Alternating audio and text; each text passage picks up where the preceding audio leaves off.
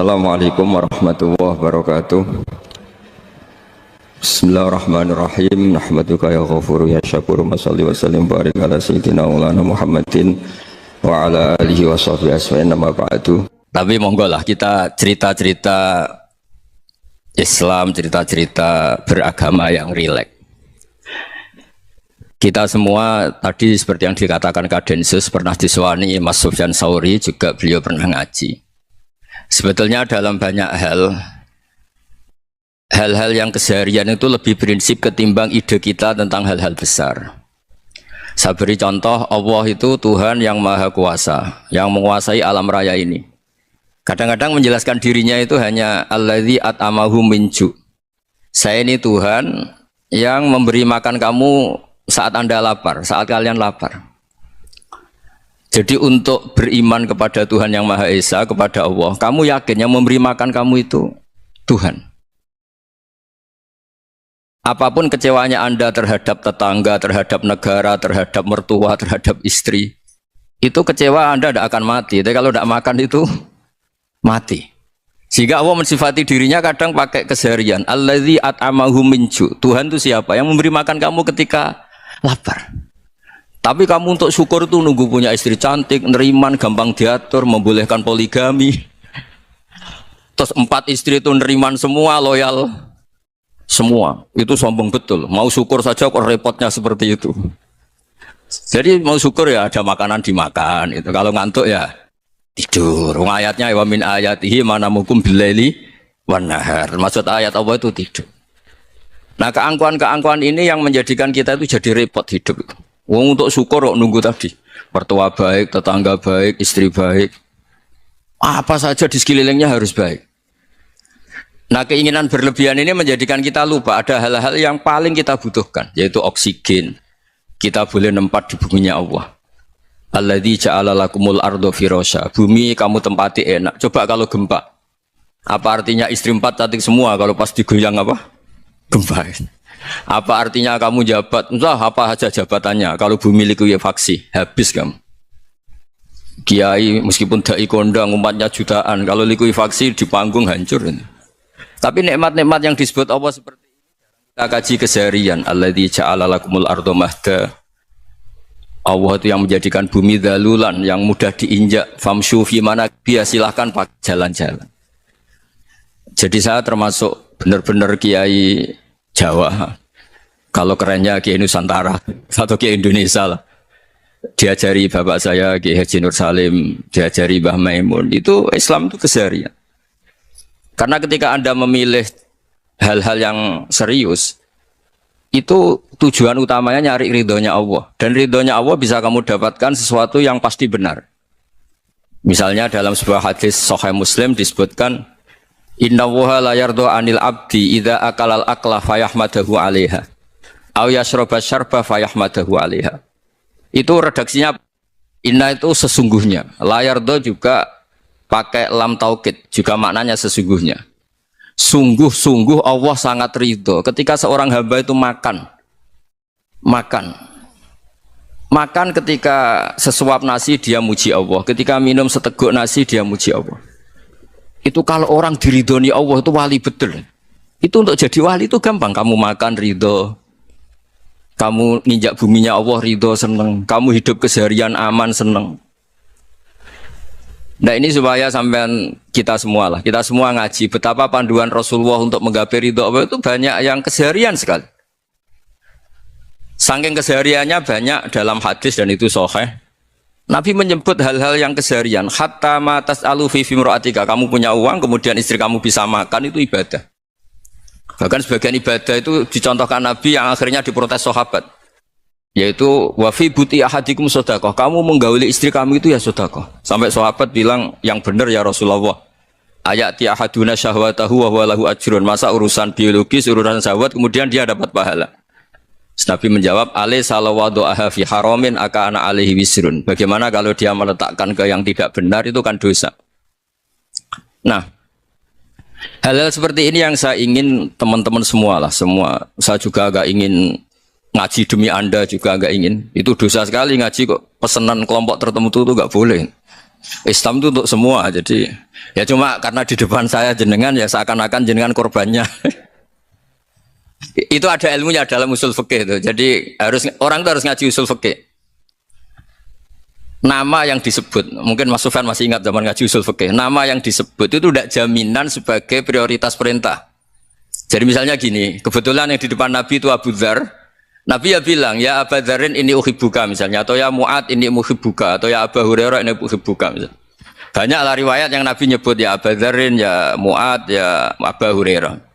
Kemudian misalnya Nabi meneruskan khitab, ini uhibbuka, saya mencintai kamu, fakul dubur sholatin, atau sebagian riwayat disebut fala tada'anna dubura kulli sholatin, Allahumma inni ala dzikrika wa syukrika wa husni ibadatik. Saya mencintai kamu, siapa saja.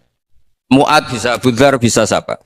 Saya mencintai kamu, mohon kalau habis sholat kamu jangan lupa wiridan Allahumma a'inni ala dzikrika wa syukrika wa husni ibadatik. Ya Allah, tolong kami permudah supaya mudah ingat engkau. Anda tidak bisa mentang-mentang, wong nama saya Parmin, nama saya Purnomo, itu yang diperintahkan Mu'ad misalnya. Jadi yang disebut satu, tapi khitab itu untuk siapa saja.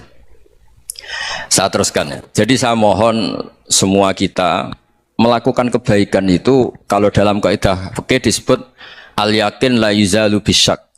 Banyak kebaikan yang kebenarannya itu 100%. Tidak punya efek samping ke pihak lain, ke kelompok lain, ke komunitas lain.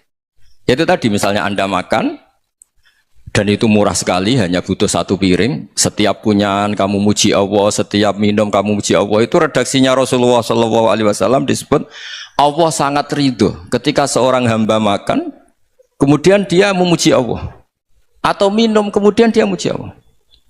Logikanya gampang. Negara seperti ini yang kamu harapkan bentuknya kayak apa, mertua, ipar, komunitas, tetangga, itu nyata terjadi itu kan belum pasti. Sementara yang mesti terjadi adalah kamu butuh makan, kalau tidak mati. Butuh minum, kalau tidak mati. Butuh bumi yang nyaman ditempati, kalau tidak kita juga mati. Sebab itu Allah kalau menyebut nikmatnya itu hal-hal yang keseharian. Alladzi at'amahum min ju'. Allah itu siapa? Allah itu yang menciptakan kamu bisa makan. Tidak berlebihan. Allah itu yang menciptakan kondisi sosial itu ideal. Zaman Nabi itu ya ada orang munafik. Orang-orang pilihan Allah itu juga diuji orang sekelilingnya yang macam-macam. Semua diuji sesuai konteks zaman dan waktu. Nah, tapi ada ibadah-ibadah yang selalu disarankan Nabi. Sampai Nabi itu pernah ditanya, ayul Islam ya khairun ya Rasulullah, Islam terbaik itu gimana? Jawaban Nabi itu unik. It'amu to'am. Islam terbaik itu ya makan-makan, santai-santai. Ketika Allah menyebut beberapa kebaikan, falak tahamal aqobah wa ma adrokan apa? Mal akobah. Terusannya apa? Fakku rokobah. Terusannya apa? Au it'amun fi yaumin di masubah. Ya atau acara makan-makan itu juga Islam. Kenapa? Ya bayangkan kalau tidak ada makanan kita mati kan? Kondisi sosial tidak ideal tuh Anda masih gak apa-apa. Tapi kalau Anda tidak makan, Anda tidak minum, kamu punya istri cerewet masih bisa hidup, punya mertua cerewet masih bisa hidup. Tapi kalau tidak makan bisa mati. Berarti penting mana istri sama makan? Penting mana? Makan. Semoga istri Anda dengar. Nanti kamu disuruh makan tapi pulang deh. Itu kalau dibahasakan makan masih memahami. Penting mana nasi satu piring dengan istri. Nggak ada nasi mati, nggak ada istri belum mati. Penting mana? Gak berani jawab kan? Nah, ternyata Anda ada garang kan di depan istri. Jadi saya mohonlah, mungkin Mas Sufyan Sauri tadi yang bisa bantulah teman-teman tuh ngaji yang keseharian saja. Karena kita nyari ridho Allah itu berdasar firman Allah, dan firman Allah itu menyebut keseharian tuh riang gampang. Yaitu tadi misalnya wa min ayatihi manamukum billaili wan nahar. Termasuk ayat-ayat Allah itu kamu tidur. Maka dulu itu ada guyonan, ada tokoh Mu'tazilah, kelompok dalam Islam yang berpikir manusia itu bisa menentukan ikhtiarnya sendiri. Karena saya bisa duduk, ingin berdiri, berdiri. Karena kelompok ini nggak terima kalau semua kehendak Allah, nanti bagaimana kalau semua kehendak Allah kok ada hisab ya, ada sanksi. Lucunya itu dia akhirnya ini cerita ya, mencintai seorang perempuan cantik sekali. Dan itu dia menjadi ahli sunnah itu oleh hal-hal yang sepele. Karena istrinya cantik, ya namanya suami istri itu hubungan intim. Terus ditanya, Mas, masih ingin lagi? Masih. Silahkan diulang lagi. Wah ya tidak bisa. Katanya manusia bisa menentukan yang diinginkan. Itu tobat itu. Itu nggak bisa ditobatkan Mas Sufyan Ats-Tsauri. Orang cantik yang mudah nobatkan orang itu orang cantik. Segampang itu. Akhirnya kita tahu, makanya kalau dalam kitab Hikam itu disebut al-aqil mayakul madza yaf'alu wa hubi wal ghafil mayakul madza af'al. Orang yang punya akal karena sadar ini wilayah Allah, semua milik Tuhan. Itu dia tiap hari berpikir, besok Allah akan melakukan apa terhadap dunia ini. Kamu merencanakan suatu mau plesir ternyata gempa. Mau wisata ke Rusia ternyata perang. Kamu tidak pernah tahu apa yang akan terjadi besok. Wa ma tadri nafsum madza taksibu ghadan.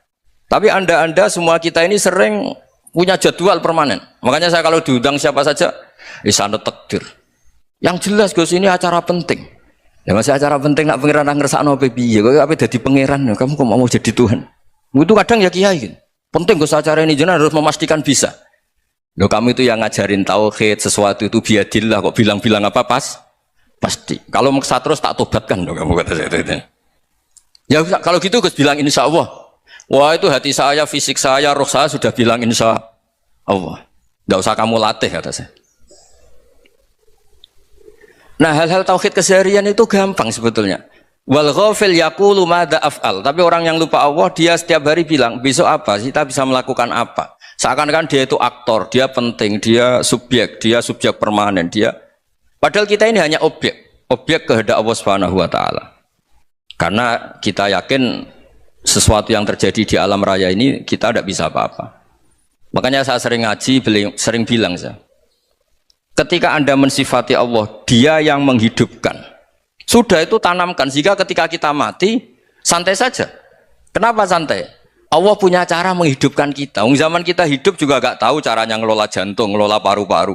Kamu juga gak tahu ngelola oksigen yang tidak beracun, tidak ngandung polusi. Tahu-tahu hidup. Gak ingin tua ya tahu-tahu tua, gak ingin mati tahu-tahu mati. Selama ini kita hidup juga gak tahu apa sebetulnya.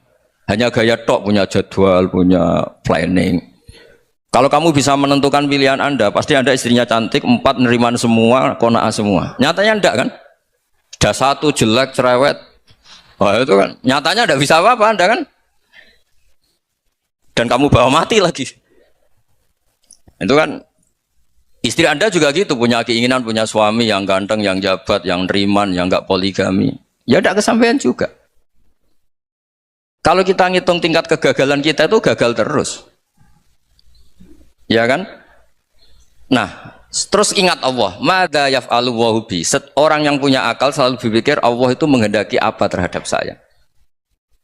Lalu sama-sama orang itu. Melihat orang yang serius, itu kata Anda itu pemikir berat, serius, senang punya tokoh yang merengut karena kamu anggap serius. Tapi sebagian orang anggap orang yang serius itu wong merengut, wong masam, wong muka kok ditekuk. Jadi sama itu hati ya muqallibal qulub tsabbit qalbi ala dini, karena kita enggak tahu cara berpikir kita tentang orang lain, tentang sekeliling kita. Misalnya kita orang baik yang jenis ngrumat fakir miskin, ada orang bangun masjid mewah itu janggal. Apa artinya masjid mewah kalau banyak orang kelaparan?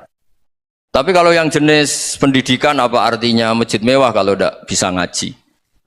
Nanti yang jenis infrastruktur, apa artinya ini kalau semuanya punya sudut pandang yang berbeda-beda. Dan Islam mengapresiasi semua kebaikan. Tapi katakan semua kebaikan itu adalah kehendak Allah Subhanahu wa taala. Karena apapun baik Anda itu pakai fasilitas yang diberikan oleh Allah Subhanahu wa taala. Sehingga ini yang disebut qulillah tsumma dzarhum fi khawdihim yal'abun. Ya kembali tadi ke tema-tema bahwa keseharian Anda ini sudah Islami. Saat Anda tidak bisa melakukan apa saja. Saya sering ada jenazah, biasanya kalau tetangga meninggal saya sering disuruh ngelepas. Saya bilang orang ini baik. Karena sering ngelamun di rumah, sering nganggur di rumah. Ditanya sama anaknya, kenapa Gus nganggur baik? Ya kalau dia nganggur artinya juga nggak berbuat sesuatu yang maksiat kan? Ya kan? Orang nganggur di rumahnya ya tidak bunuh orang, tidak maling, tidak korupsi, ya namanya nganggur di rumah. Lah cuma istri cara pandang nganggur gak menghasilkan uang gitu. Tapi juga gak menghasilkan kriminal kan. Jadi sebenarnya Islam itu cara, makanya kalau sampai ngaji usul fikih itu ada kitab usul fikih namanya Lubul Usul, itu terkenal sekali di pesantren itu. Itu kalau ngapresiasi keseharian itu luar biasa.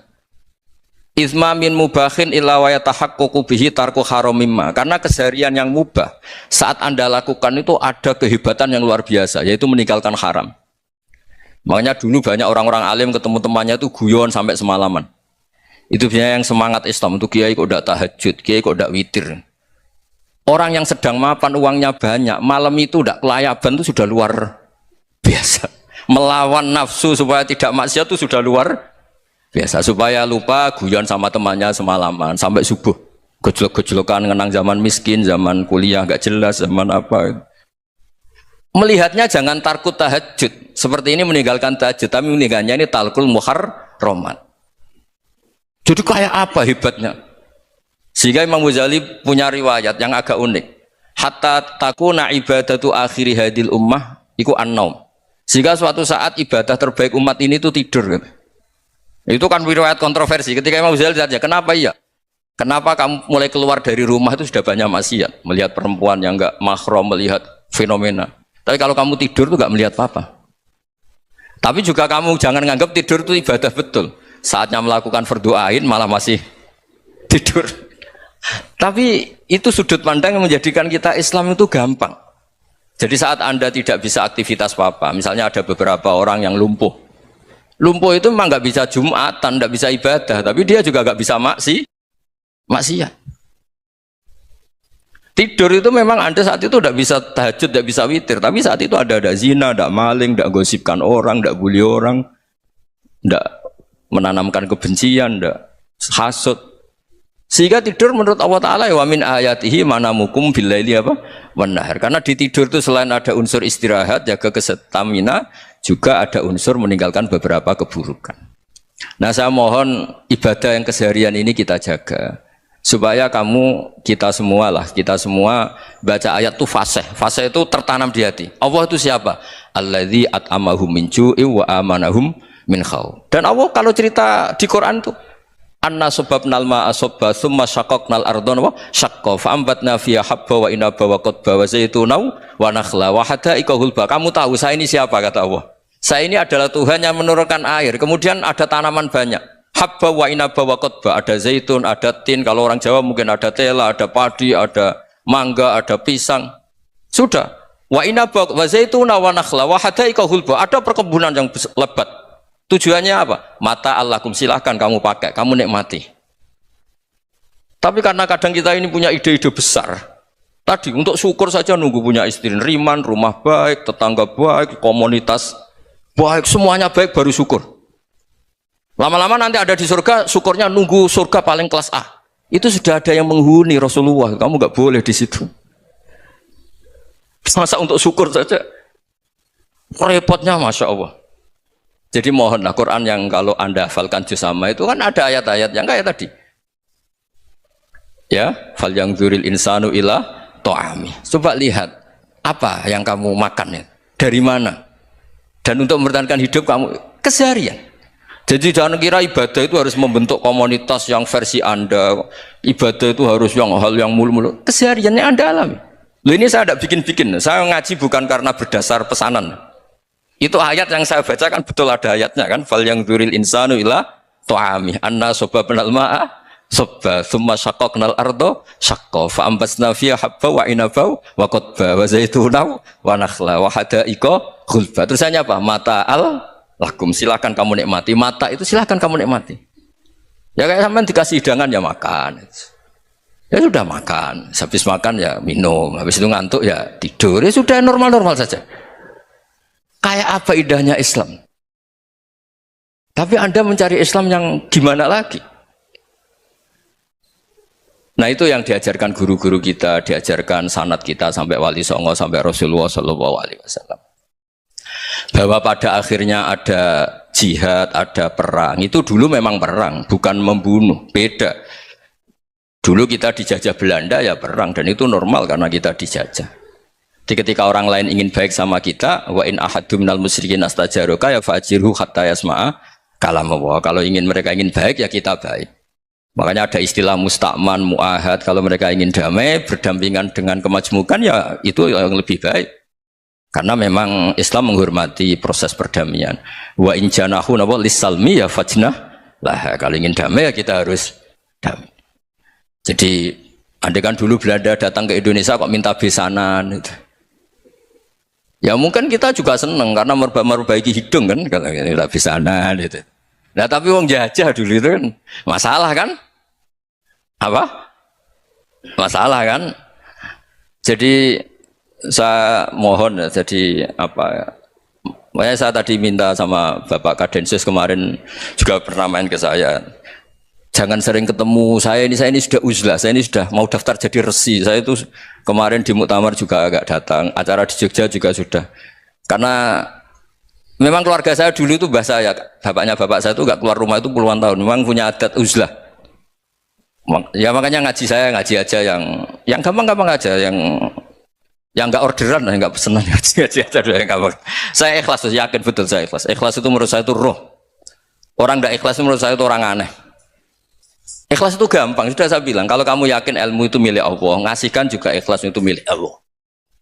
Apa sih yang kamu punyai sehingga kamu tidak ikhlas? Uang milik Allah, energi kita milik Allah, bumi milik Allah. Kemudian kamu merasa memiliki. Merasa memiliki itu kalau dalam ilmu tasawuf sudah kesalahan kan. Bagaimana Anda punya? Coba tahu-tahu tanah itu kok milik Anda. Karena saya beli, saya beli dari orang, dari Zaid. Padahal yang asli punya itu Allah. Apa benar kamu pernah beli sama Allah? Zaid ini pemilik nisbi, pemilik yang enggak sebenarnya kan? Ya enggak? Yang benar-benar pemilik itu Allah. Kok kamu ngerasa itu bumi kamu itu atas nama apa coba? Milik kan harus beli atau dikasih. Tidak semua kan? Nah, makanya terfamsu fi man akibiha, dan Allah menyebutnya, sudah saya ini yang menciptakan bumi. Waladzi ja'ala lakumul arda dalulan. Dan Allah menyebutnya sederhana, famsu fi man akibiha, silakan jalan-jalan. Terusannya apa? Wa kulu mirizki, silakan makan-makan. Jadi Islam itu yes. Iya, makanya kiai-kiai itu ada acara makan, sampai ada guyonan fikuli makanin makan di setiap tempat ya makan. Perasaan saya juga seluruh ulama di dunia. Saya ulang lagi, perasaan saya juga seluruh ulama di dunia bahwa Islam masuk itu macam-macam sebabnya. Dulu kita tahu, kita sebagai warga Indonesia, Islam masuk itu ya di bawah orang yang agak kedunian, ya kayak jenengan lah kira-kira gitu. Ya kayak mbak-mbak ini, ya agak-agak mata duitan gitu. Karena kita tahu rata-rata di sejarah mengatakan Islam di Indonesia di bawah kiai apa pedagang. Pedagang tuh nyari uang apa nyari dakwah kira. Ya semoga Anda mirip-mirip seperti itu. Ya jadi nyari uang karena ada nurani Islam sehingga tetap saja membawa Islam. Saya tidak tahu Islam Anda ala apa, tidak tahu, pokoknya mau ngaji ya berarti Islam ala ahli sunnah apa? Wal jamaah. Jadi ini penting saya utarakan bahwa Islam itu agama yang mudah difahami, sehingga di bawah pedagang saja ya kasil gitu. Di bawah orang yang kedonyan enggak jenengan juga kasil gitu. Di bawah orang baik ya kasil, di bawah orang broken juga kasil. Ini penting saya utarakan karena saya ngaji di mana-mana bilang ciri utama kebenaran absolut adalah kebenaran yang bahkan orang nggak benar saja bisa bawa. Tapi bukan berarti saya dukung Anda tidak benar, kan sudah tidak benar dulu sebelum kenal saya. Tapi nggak apa-apa, nggak benarnya umat Islam insya Allah dimaafkan sama Allah Subhanahu Ta'ala. Ya asal tobat maksudnya. Nggak, ini saya beri satu konstruksi pikiran yang saya sering utarakan di ngaji saya. Sampai sekarang saya coba saat tes ini kan di kampus ya, di apa bacanya ini Kim apa? Kim University yang global leader apa in the world itu. Ini keren lah. Jadi acara ilmiah kita ditakdir di gedung apa? Kampus, gedung universitas di begini. Kalau 1 ditambah 1 2 itu namanya hakikat. Ciri utama hakikat adalah siapapun akan menerima. Saya sekarang tanya sama Anda, kira-kira 1 tambah 1 2 itu musuh Anda pun mengatakan 2 apa tidak? Ya. Pekerja Korea ya bilang 2, rektor Al-Azhar juga bilang 2. Kamu yang sekarang sedang mungkin sebagian broken sama istri juga bilang 2. Istri kamu yang mangkal sama kamu juga bilang 2. Yang cemburu ya bilang 2, yang dicemburuin juga bilang 2. Karena begitu mudah kebenaran absolut diterima oleh siapa saja. Begitu juga eksistensi Allah sebagai Tuhan. Itu mudah diterima oleh siapa saja. Sehingga pembawanya tidak perlu seorang kiai atau gus atau mubalek atau ketua muin, tidak. Cukup karyawan pekerja Korea. Karena kebenaran absolut itu kebenaran yang mutlak. Siapa saja yang waras pasti ngakui. Kira-kira orang yang berpikir sehat pasti berpikir begini, ini yang diajarkan Quran. Bumi ini kadung wujud, sudah wujud kadung wujud, punya eksistensi. Mungkin nggak sesuatu yang wujud kemudian disebabkan oleh sesuatu yang nihilisme, yang tidak ada. Mungkin enggak? Enggak mungkin. Yang namanya penyebab itu harus sesuatu yang wujud. Di mana-mana penyebab itu harus punya eksistensi. Karena langit dan bumi ini kadung wujud, pasti penyebabnya adalah wujud. Karena wujud penyebab harus bersifat super. Lah bersifat super ini oleh ulama dikatakan wajibil wujud. Itu akal siapa saja akan terima. Cuma kemudian setelah nerima itu orang macam-macam cara berpikir. Mungkin orang Jawa dulu bilang itu Sahyang Widi. Kalau orang sini mungkin bilang apa itu? Dewa atau apa ya? Enggak tahu saya itu. Karena itu yang teman sampean, enggak teman saya itu. Tapi yang jelas begini, ini konstruksi ini harus kita jaga. Nanti saya bacakan teks hadisnya. Kebenaran sejati ciri utamanya adalah ada absolutisme, ada kebenaran mutlak. Ciri utama kebenaran mutlak adalah diakui bahkan oleh siapa saja, termasuk oleh orang fasik. Orang fasik itu orang nggak benar. Misalnya ada imam masjid besar Istiqlal, ditanya 1 tambah 1 bilang apa? 2. Nanti kira-kira yang lonte juga bilang apa? 2. KPK juga bilang koruptornya yang ditangkap 2. Nah, eksistensi Allah sebagai Tuhan ini kebenaran yang absolut. Maka agama ini juga boleh diterima oleh siapa saja, termasuk oleh orang fasik, orang nggak jelas. Ini penting saya utarakan karena sekarang marak kelompok yang mengatakan orang Islam kalau zina menjadi tidak muslim, orang Islam kalau korupsi menjadi tidak muslim, salah sedikit tahlilan jadi kafir, percaya wasilah jadi itu tidak benar seperti itu. Karena kebenaran eksistensi itu kebenaran yang nggak bisa diganggu gugat. Seperti Anda ini kan warga Indonesia, KPK ya warga Indonesia, koruptornya juga warga. Apa setelah dia korupsi lalu tidak warga Indonesia? Tetap warga. Orang yang meyakini kalimat tauhid setelah dia salah apa terus tidak ya tauhid? Kan tetap ya. Maka dia tetap Islam. Ini penting saya utarakan. Kalau seorang warga Indonesia yang koruptor, yang macam-macam saja tetap warga Indonesia, padahal banyak kesalahan. Karena status warga Indonesia adalah status yang permanen. Begitu juga status Muslim adalah permanen bagi siapa saja yang melafadzkan La ilaha illallah Muhammadur Rasulullah. Kita tidak bisa mengkafir-kafir kita. Itu juga yang sering dipesankan dan jadi ciri khas ulama ahli sunnah wal jamaah, tidak mengkafirkan orang Islam meskipun melakukan dosa besar. Soal dia salah nanti masuk neraka ya silakan saja, saya ada ikut, paham ya, sampai bisa mencoba. Tapi tetap saja dia muslim. Analoginya tadi, analoginya gampang sekali tadi. Orang Indonesia yang salah itu tidak akan merubah statusnya sebagai warga Indonesia. Karena ya memang dia berstatus warga Indonesia. Orang Islam yang sudah melafadzkan syahadat maka menjadi muslim. Saya di mana-mana berkampanye, berfatwa. Orang kafir yang 70 tahun kafir, sekali melafadzkan kalimat tauhid, itu menjadi muslim apa tetap kafir? Muslim. Masa kita yang Islam terus, yang kalimat tahlil la ilaha illallah kemudian menjadi kafir karena kalimat itu? Itu faham aneh apa aneh?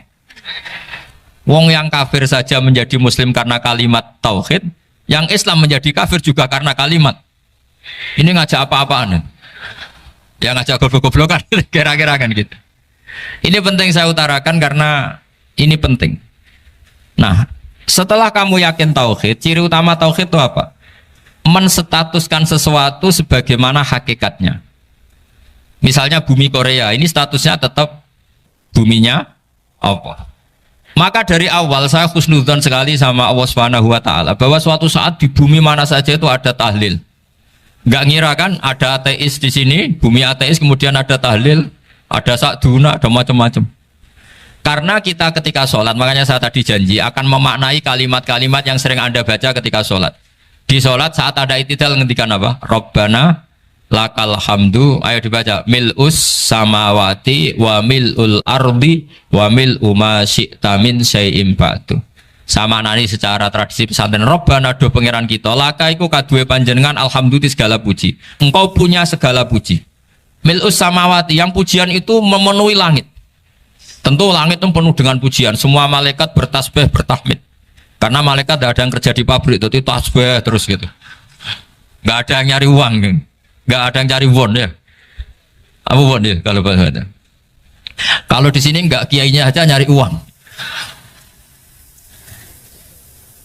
Terusannya apa? Wamilul ardi, dan pujian itu memenuhi bumi. Korea termasuk bumi Allah apa enggak? Jadi saya sudah menduga suatu saat Korea itu ya penuh dengan pujian. Dan ini betul. Siapa yang ngira kalau di bumi Korea ada yang ngapal lagu Sakduna itu? Itu lagu kesayangan guru kita semua, Kiai Haji Maimun Zubair. Gak ada yang ngira. Siapa yang ngira kalau di sini ada ngaji seperti ini? Di Rusia juga sama. Uni Soviet itu negara ateis. Tapi lama-lama pecah karena glasnost itu dan perestroika itu. Kemudian menjadi pecahan-pecahan negara muslim. Ada Uzbekistan, Tajikistan, Ceknya, semuanya menjadi negara apa? Muslim. Karena dari awal lakal hamdu mil'us samawati wa mil'ul ardi. Dan pujian itu pasti memenuhi langit, juga memenuhi bumi. Kalau Anda baca itu di Indonesia, mungkin wajar, di Indonesia banyak acara-acara seperti ini. Tapi kalau di Korea, ternyata benar. Dan Anda ini kalian semua termasuk pembuktian benarnya wamilul ardi. Keren kan teman? Oh keren sekali, bukan sekedar keren sekali. Makanya saya jarang diundang pengajian mau, tapi diundang di Korea mau. Tapi saya ada niat datang undangan, memang saya ingin datang. Jadi, ya karena itu. Ini bentuk penghormatan saya. Bentuk penghormatan saya bahwa pada akhirnya benar-benar lakal hamdu mil'us samawati wa mil'ul ardi. Jadi Anda tidak perlu pesimis, dulu Indonesia juga seperti itu. Banyak Buddha, Hindu, macam-macam ateisme. Kemudian berkatnya para ulama sekarang jadi negara yang mayoritas Muslim. Korea, barokahnya orang-orang kedonyan seperti ini banyak Islam itu. Nggak apa-apa. Karena sebagian agama Islam, sebagian sejarah ditulis di bawah pedagang-pedagang Gujarat. Kira-kira orang Gujarat ke Indonesia dulu yang namanya pedagang cari apa? Uang. Tapi namanya orang Islam, hatinya tetap adanya tauhid. Nyari uang ya tetap sambil dakwah. Kalau yang ke Korea langsung kiai mungkin tidak seramai ini Islam. Karena kalau kiai datang langsung dicurigai jadi misionaris, jadi ribet malah. Tapi kalau sampean nggak ada yang curiga.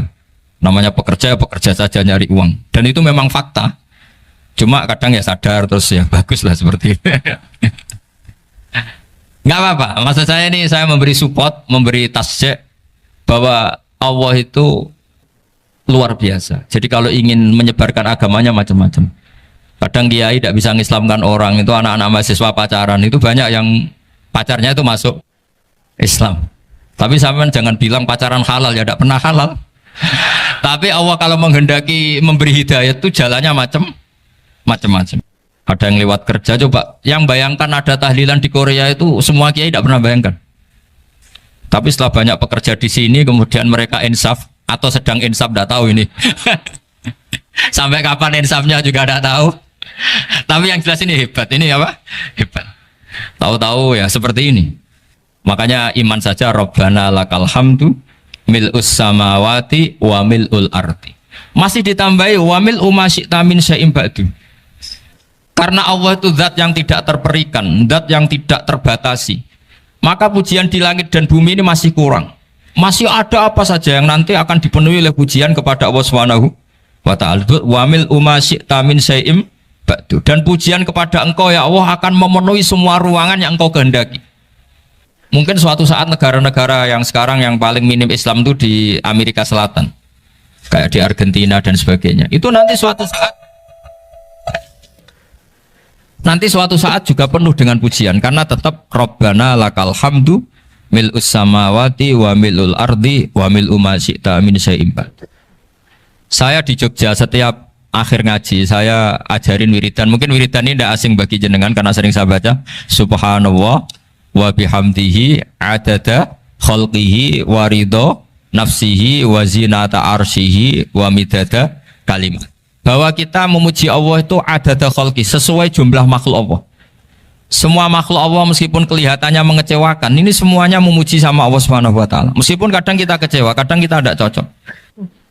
Coba barokahnya Anda ini agak-agak kecewa gitu dengan Indonesia karena nggak menyediakan lapangan kerja untuk Anda. Tapi ya nggak kecewa-kecewa amat ya, agak-agak saja. Karena Anda tetap semua mencintai Indonesia. Gara-gara agak-agak kecewa cari negara lain. Akhirnya di Korea, ada yang di Jerman, ada di Inggris.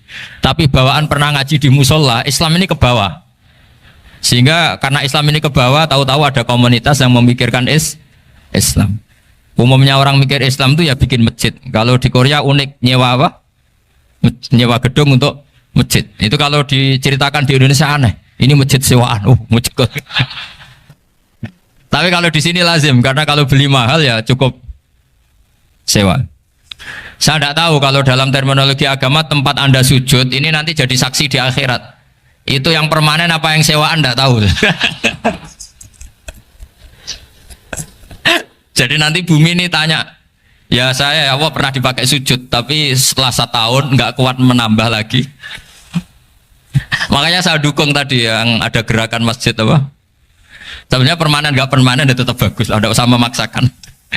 yang jelas saya sudah ikut nyumbang lelang tadi, dan saya berharap uang itu benar-benar untuk masjid. Kalau untuk tamirnya juga nggak apa-apa, yang penting untuk menghidupi masjid.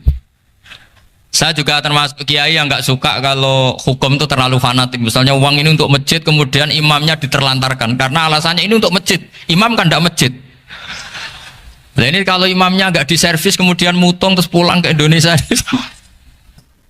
ini jadi masalah.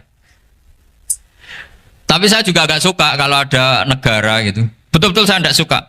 Yang imamnya itu terlalu diservis. Ini buruk sekali kan. Pernah ada anekdot, ini anekdot tapi nyata. Ada negara yang sangat sehat, ya. Islamnya sangat sehat. Itu imamnya 1 bulan tuh digaji 70 juta. Kira-kira 70 juta dibagi 1 hari berapa? 5 sholat ya? 5 kali 30 berapa? Kira-kira saja. 150. Berarti per sholat dapat berapa ya? Kira-kira. Kan biasa potong gaji kalau berapa kira-kira? Singkat cerita, si kiai dari luar negeri tadi cerita apa Indonesia? Kiainya miskin-miskin, datang ke masjid kan kadang pakai ontel, adzan sendiri, qomat sendiri, sholat sendiri kadang. Itu nasib orang-orang Sragen dan Salatiga sebagian. Itu yang lapor karena mereka itu. Kalau Rembang insya Allah enggak. Tapi ada semuanya Salatiga, sebagian begitu. Itu yang cerita kiainya, bukan ini bukan hoax. Memang kiainya cerita. Nasib kiai di Salatiga Gus katanya. Itu digojlok, tapi tetap sholat.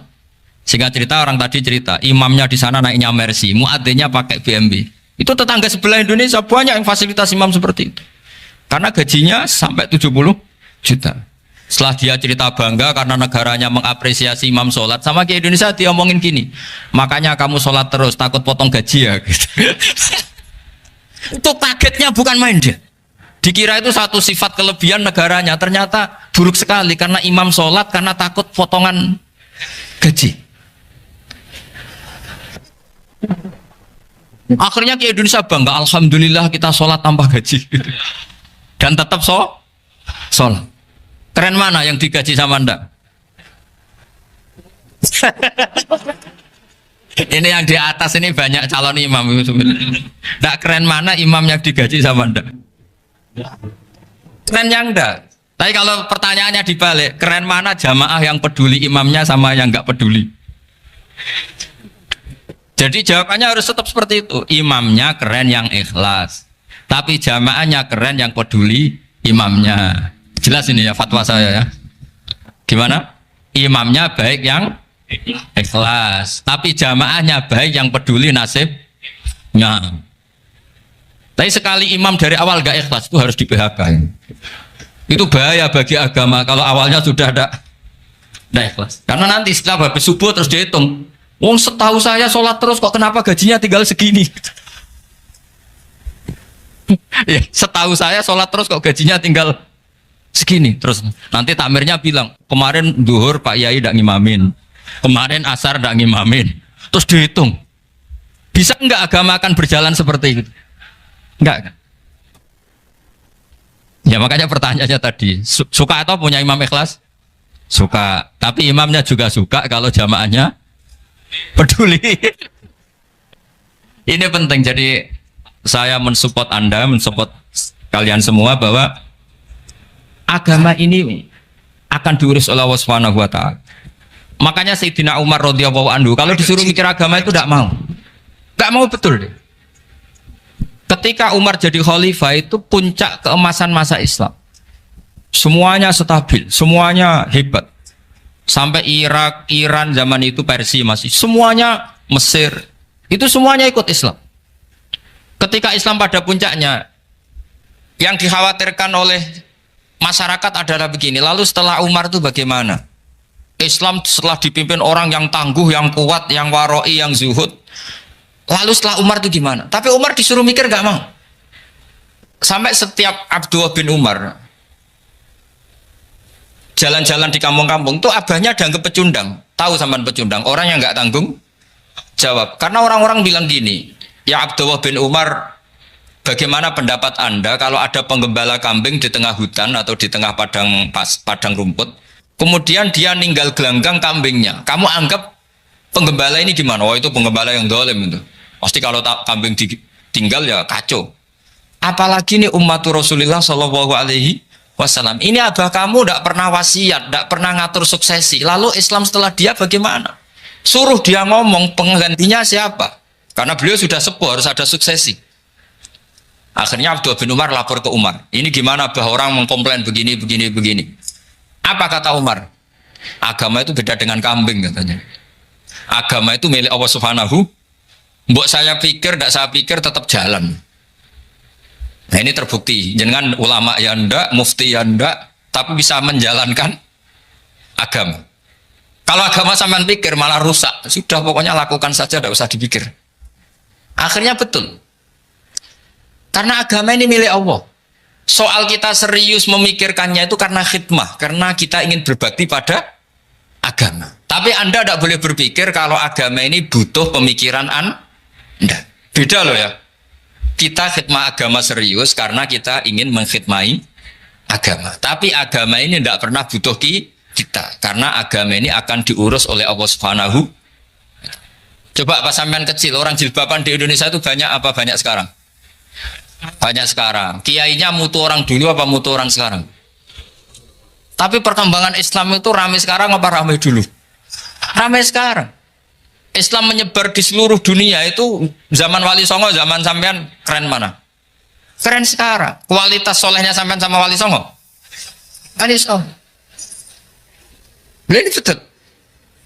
Karena agama ini diurus oleh Allah Subhanahu wa taala. Maka kata Sayyidina Umar, agama ini innallaha ta'ala yahfadzu dinah. Innallaha ta'ala la yudhi'u khilafatahu waladina. Allah itu tidak akan menyia-nyiakan agamanya. Ini terbukti. Agama ini pernah dipimpin orang terbaik di dunia, yaitu Rasulullah Shallallahu Alaihi Wasallam. Ketika beliau intakola ila rofiqil ala, ketika beliau pindah ke alam sana, diteruskan oleh sahabat yang tentu jauh di bawah Rasulullah. Diteruskan tabiin, diteruskan para wali songo, diteruskan sang sampean yang jauh di bawah wali songo. Sejauh-jauhnya. Tapi agama jalan sampai Korea. Agama jalan sampai apa? Dulu Wali Songo itu hanya sampai Mojokerto, sampai Tulungagung. Di bawah sampean, Kelayaban sampai mana ini? Korea. Coba kalau Allah tidak ngurus, nggak bisa. Yang gerakkan hatinya sampean peduli sama masjid siapa? Allah Subhanahu wa taala. Yang menggerakkan hati sampean peduli sama agama siapa? Allah. Tapi yang menggerakkan sampean ke Korea apa? Uang kan?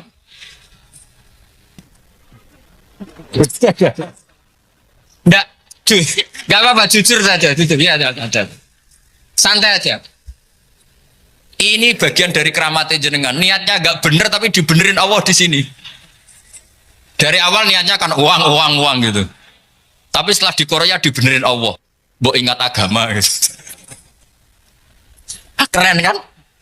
Makanya yang syukur sama Allah Subhanahu wa taala. Yang bisa hanya Allah taala. Makanya dalam dunia kiai selalu baca apa? Alhamdulillah alladzi hadana li hadza wa ma kunna linahtadiya laula an hadana Allah. Alhamdulillah kita diberi hidayat seperti ini. Kalau tidak Allah tidak bisa. Sudah mata duitan, kadang istri ngomel, mertua tidak percaya. Sudah setengah-setengah broken gini di saya tahu sampai ke Korea itu karena broken pas saking sayangnya keluarga. Potensinya hanya dua. Dibela-belain kerja demi keluarga atau agak broken maka ke sini.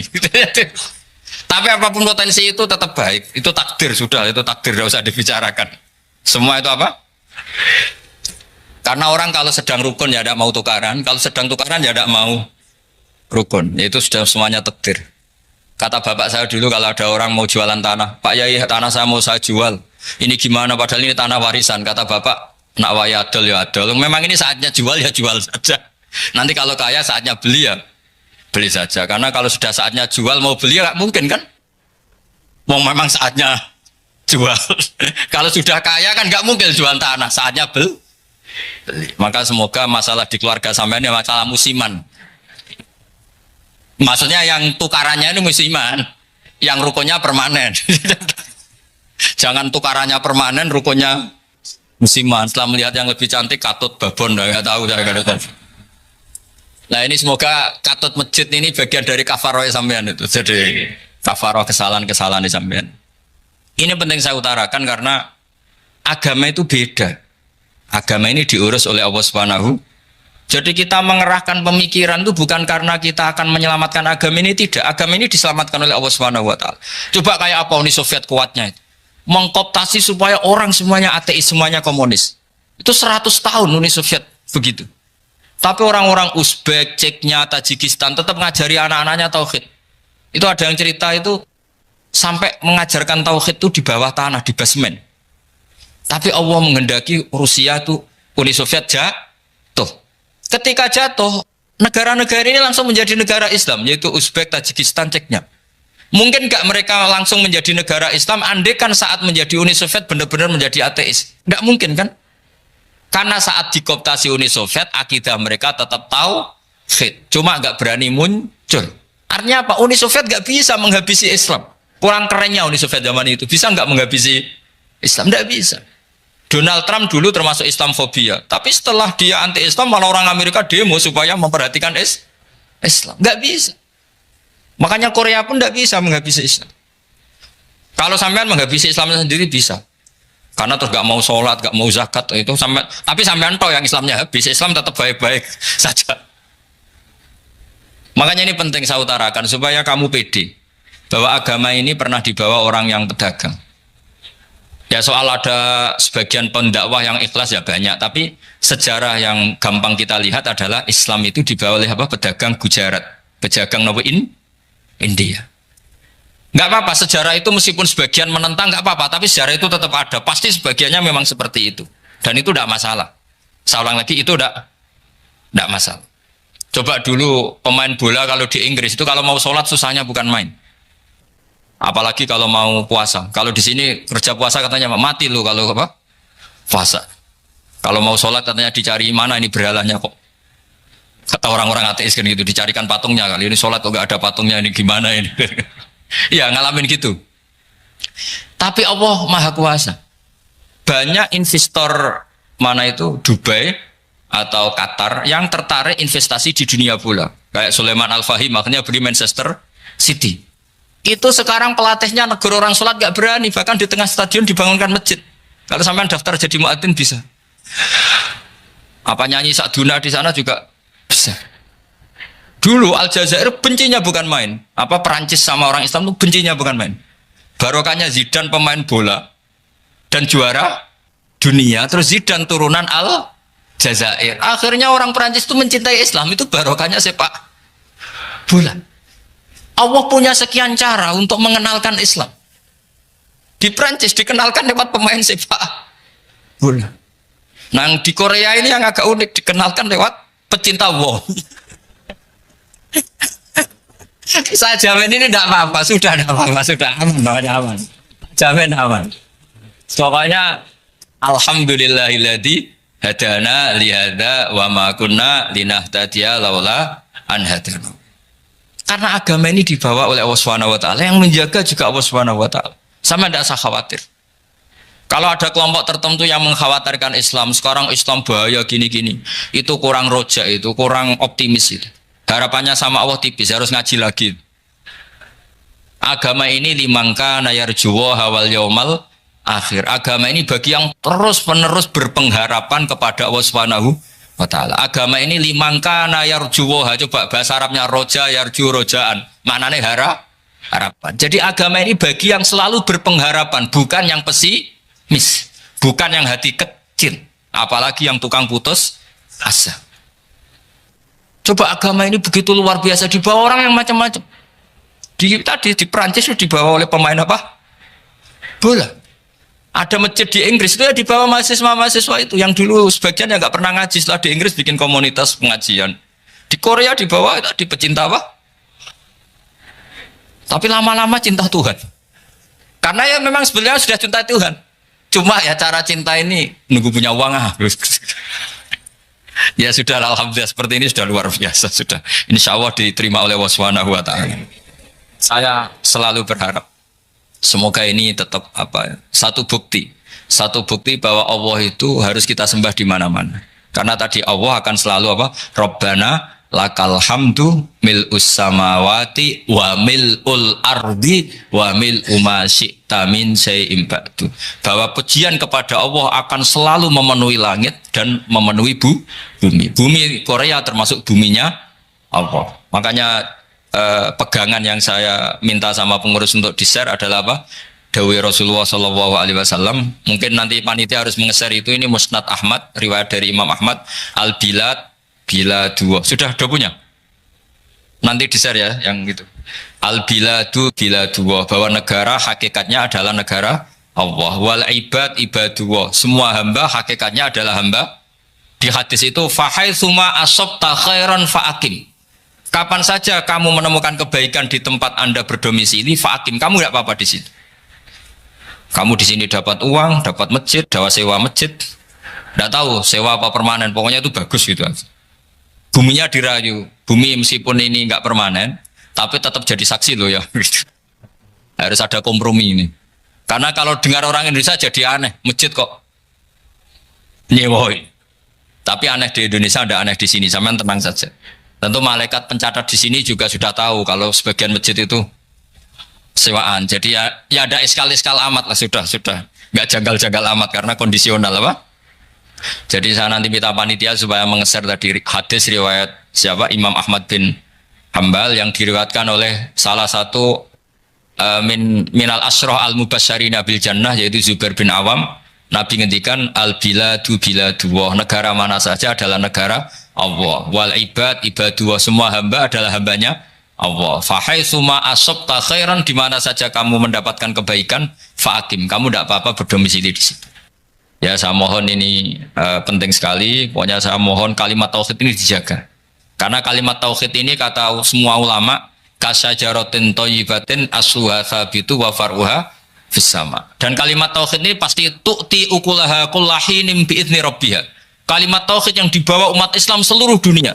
Meskipun dia orang fasik, orang enggak benar, tetap tu'ti ukulaha kullahinim biizni rabbiha. Kalimat ini akan membawa berkah bagi orang yang dihinggapi atau didomisili ini umat Islam.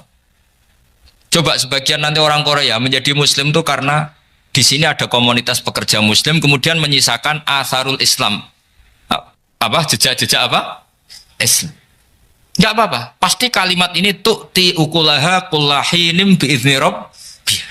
Jadi kalimat tauhid adalah kalimat yang kata Allah tu'ti ukulaha kullahinim biizni rabbiha. Anda tidak usah khawatir bahwa apa yang Anda lakukan apapun kecilnya akan ditulis oleh Allah Subhanahu wa taala. Kata Allah wa naktubu ma qaddamu wa atharahum. Di mana di surat Yasin itu? Inna nahnu nuhyil mauta wa naktubu ma qaddamu wa atharahum. Saya bisa menghidupkan orang mati dan semua amal kalian saya tulis, kata Allah. Wa atharahum, dan jejak-jejak yang pernah kalian lakukan juga ditulis.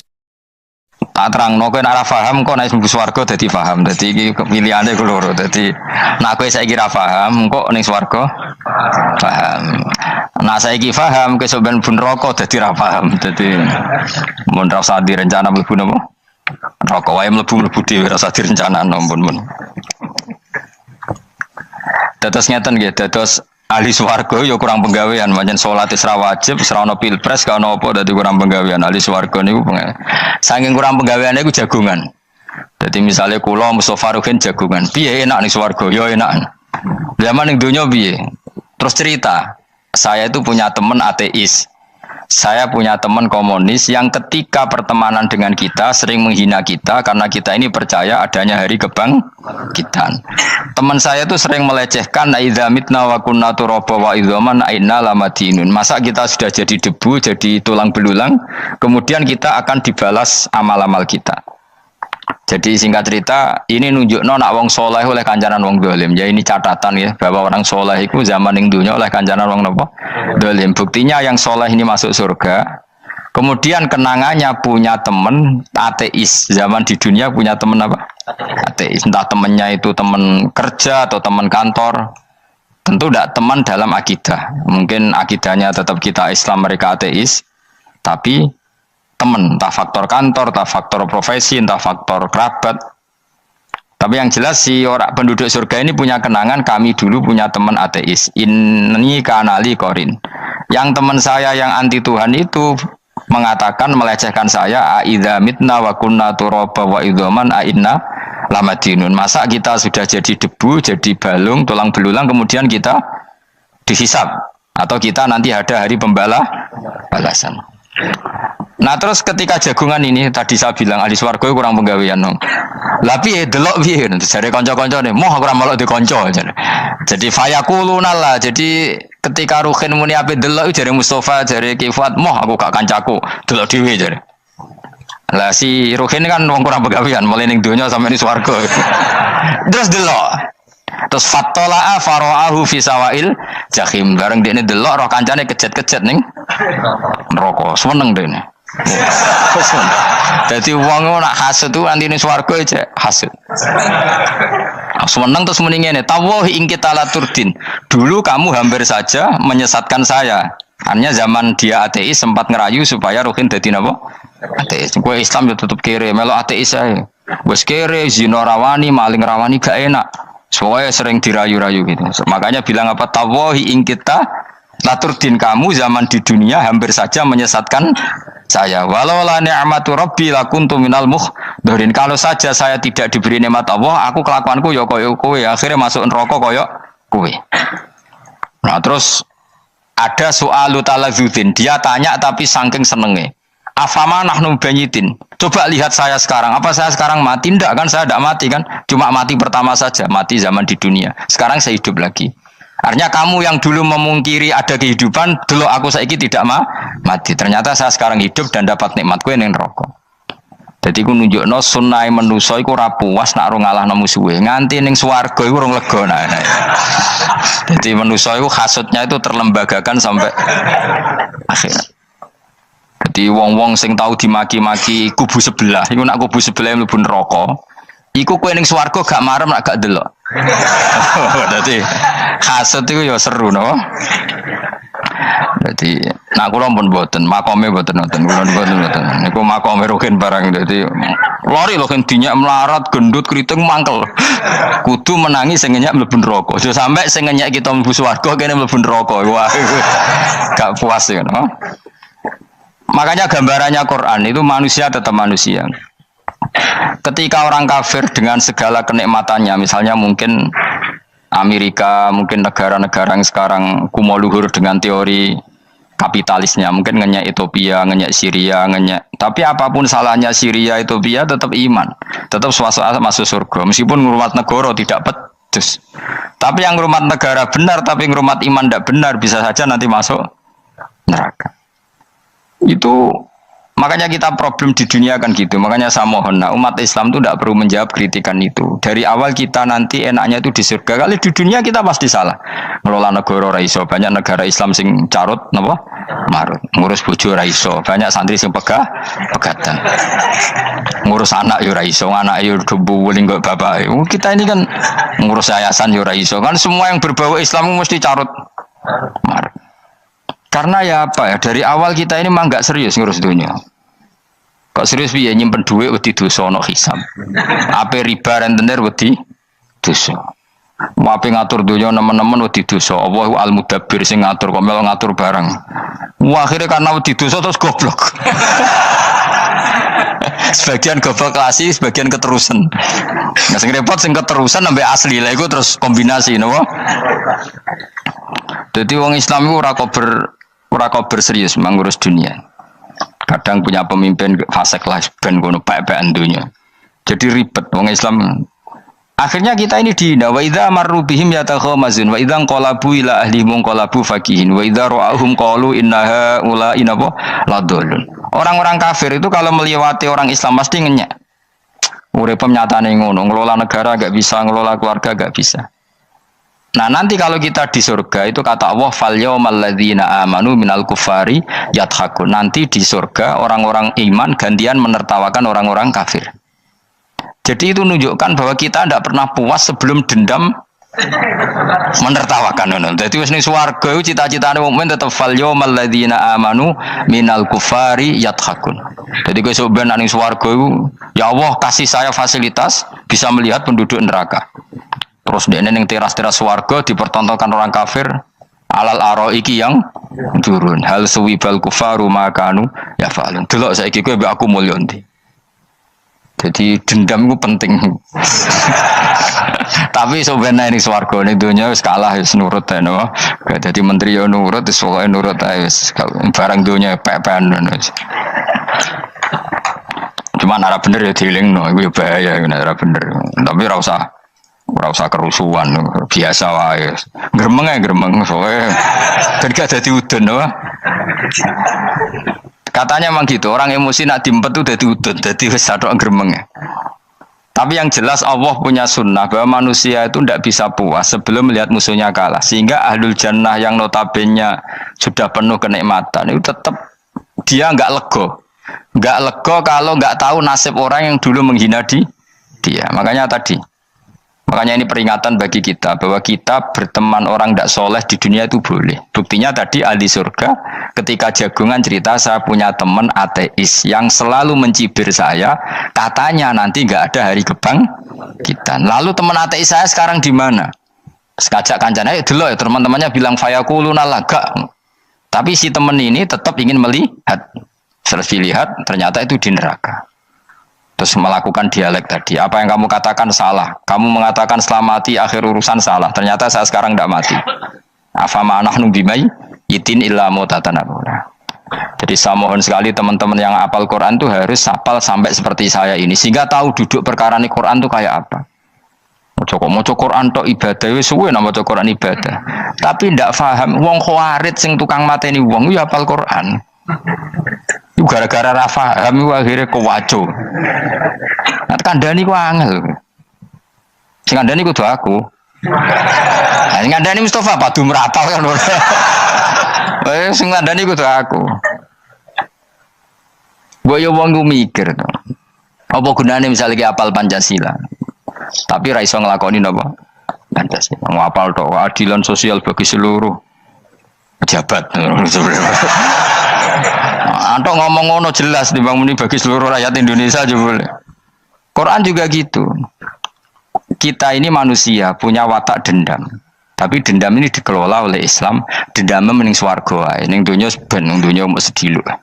Tenan betul. Orang-orang mukmin itu sampai belum lega kalau belum ketemu orang yang pernah mencibir. Itu tadi qala qailum minhum inni kanali qarin. Saya punya teman yang ketika di dunia selalu mencibir saya inna kalaminal musaddiqina idza mitta wa kunna turaba wa idzaman aina lamadun. Teman saya itu selalu mencibir, masa kamu percaya hari kebangkitan?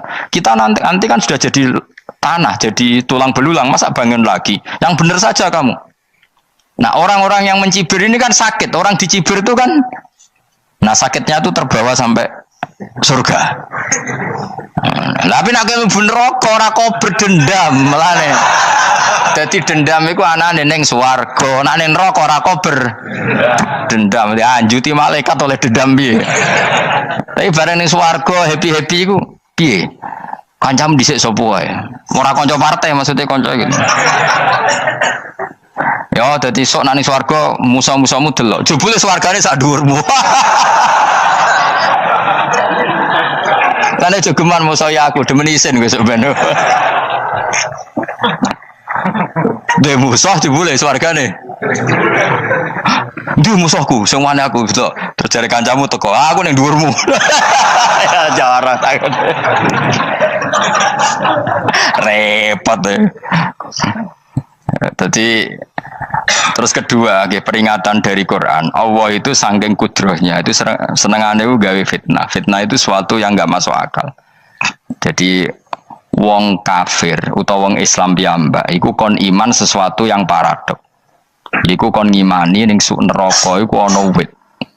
Lah neraka iku panase ngono, ana wit. Mulane jare wong kafir Muhammad tambah suwe tambah ra waras.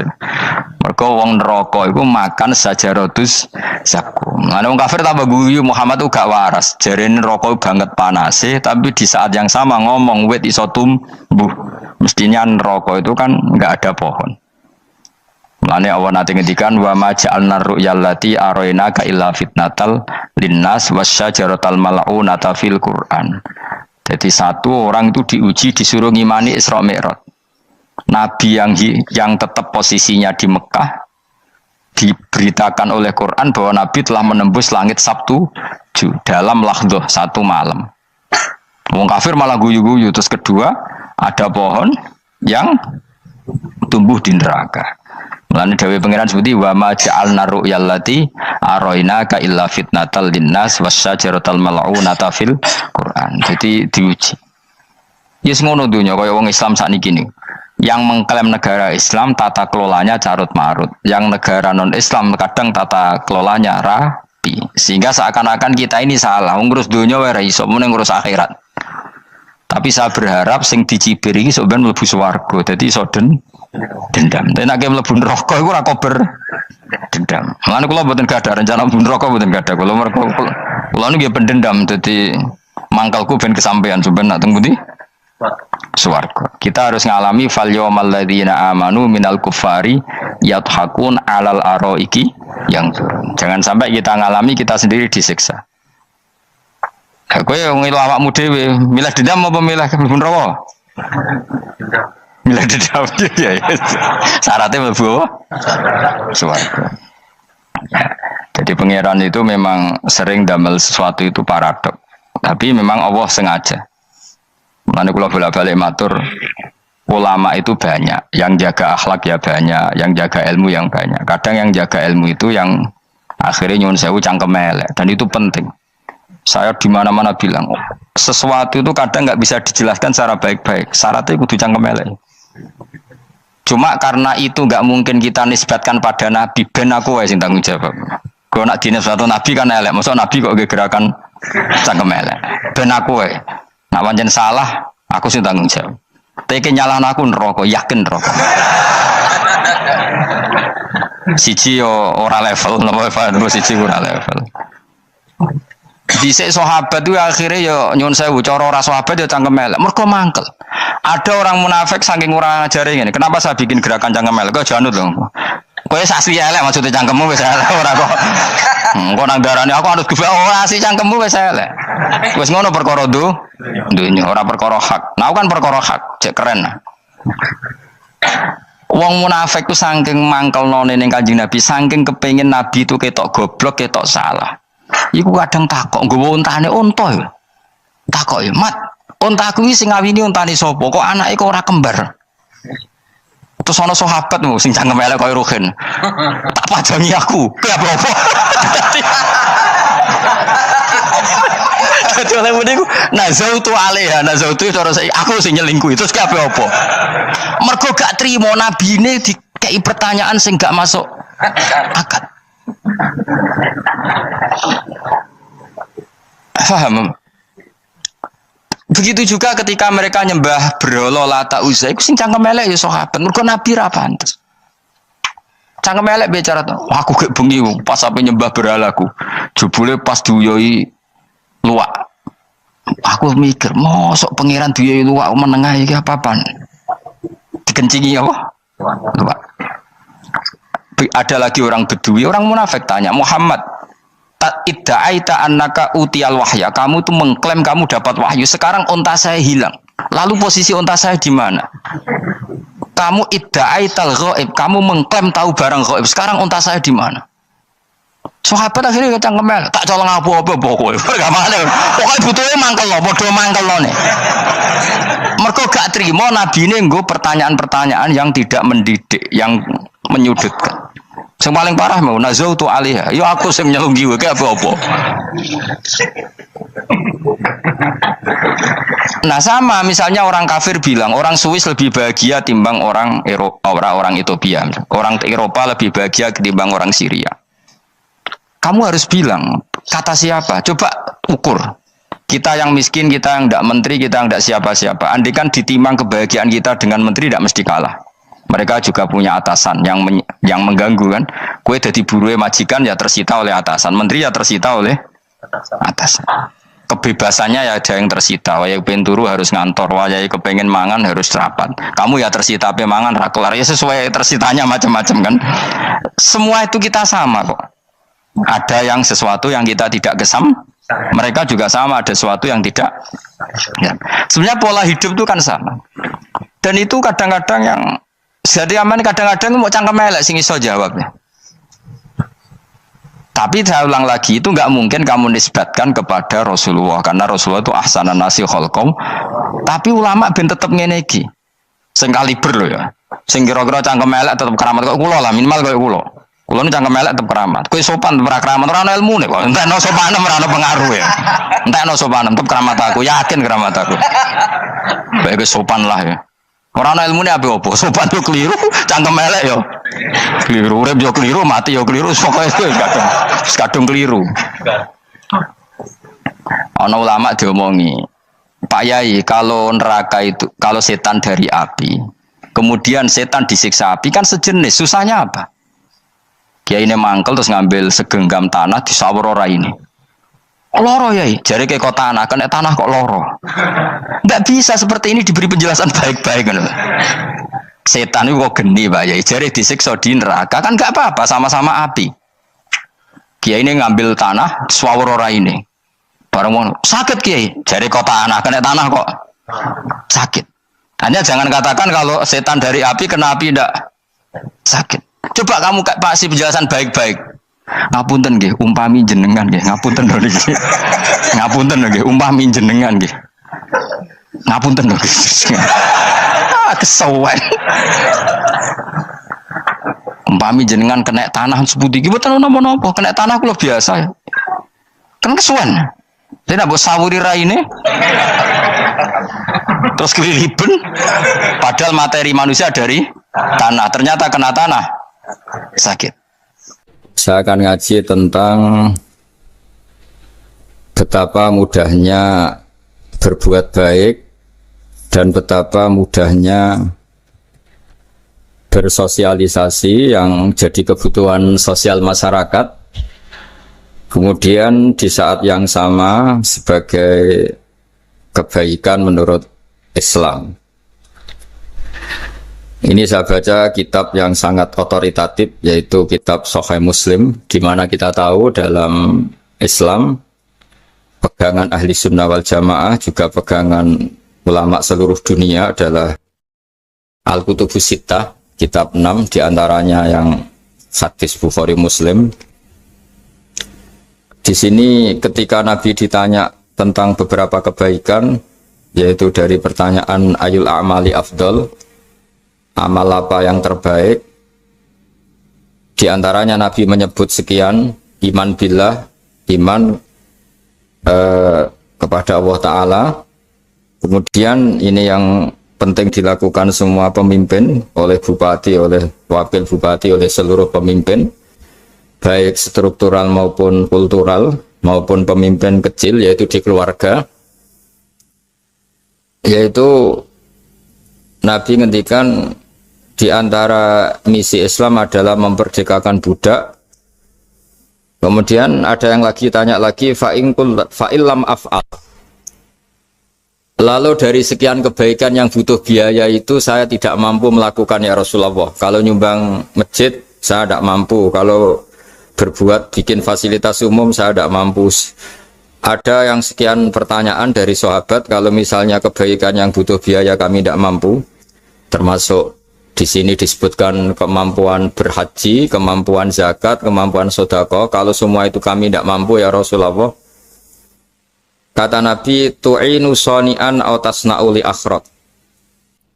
Ini di Sahih Muslim di bab iman dengan judul Babu Bayani Kaunil Iman Billah Afdalal A'mal. Kalau saya tidak mampu semua melakukan itu ya Rasulullah, yaitu melakukan kebaikan yang butuh biaya. Kayak bangun masjid, bangun jalan, bangun fasilitas-fasilitas publik. Tu'inu soni'an aw tasna'u li akhraq. Tu'inu nulungi sira soni'an ing wong sing ahli sun'ah, ahli kreatif atau ahli, kalau orang sekarang itu bilang dia pekerja. Dia pekerja rumahan atau production house atau apa saja. Aw tasna'u li akhraq. Atau kamu membantu orang yang tidak punya pekerjaan. Terus sahabat masih tanya, aro'aita indo'iftu an ba'dil amal. Kalau semua kebaikan aktif saya tidak mampu melakukan ya Rasulullah, kebaikan menolong orang lain, kebaikan yang bersifat aktif. Jawabnya Nabi, dan ini pegangan saya, pegangan kita semua, panduan dari Rasulullah SAW, Nabi ngendikan, takufu syarroka anin nas fa innaha shadaqatun minka ala nafsik. Ya, saya ulang lagi, takufu syarroka anin nas fa innaha shadaqatun minka ala nafsik. Kamu dalam berislam cukup menjaga supaya kejelekan kamu tidak punya imbas pada orang lain.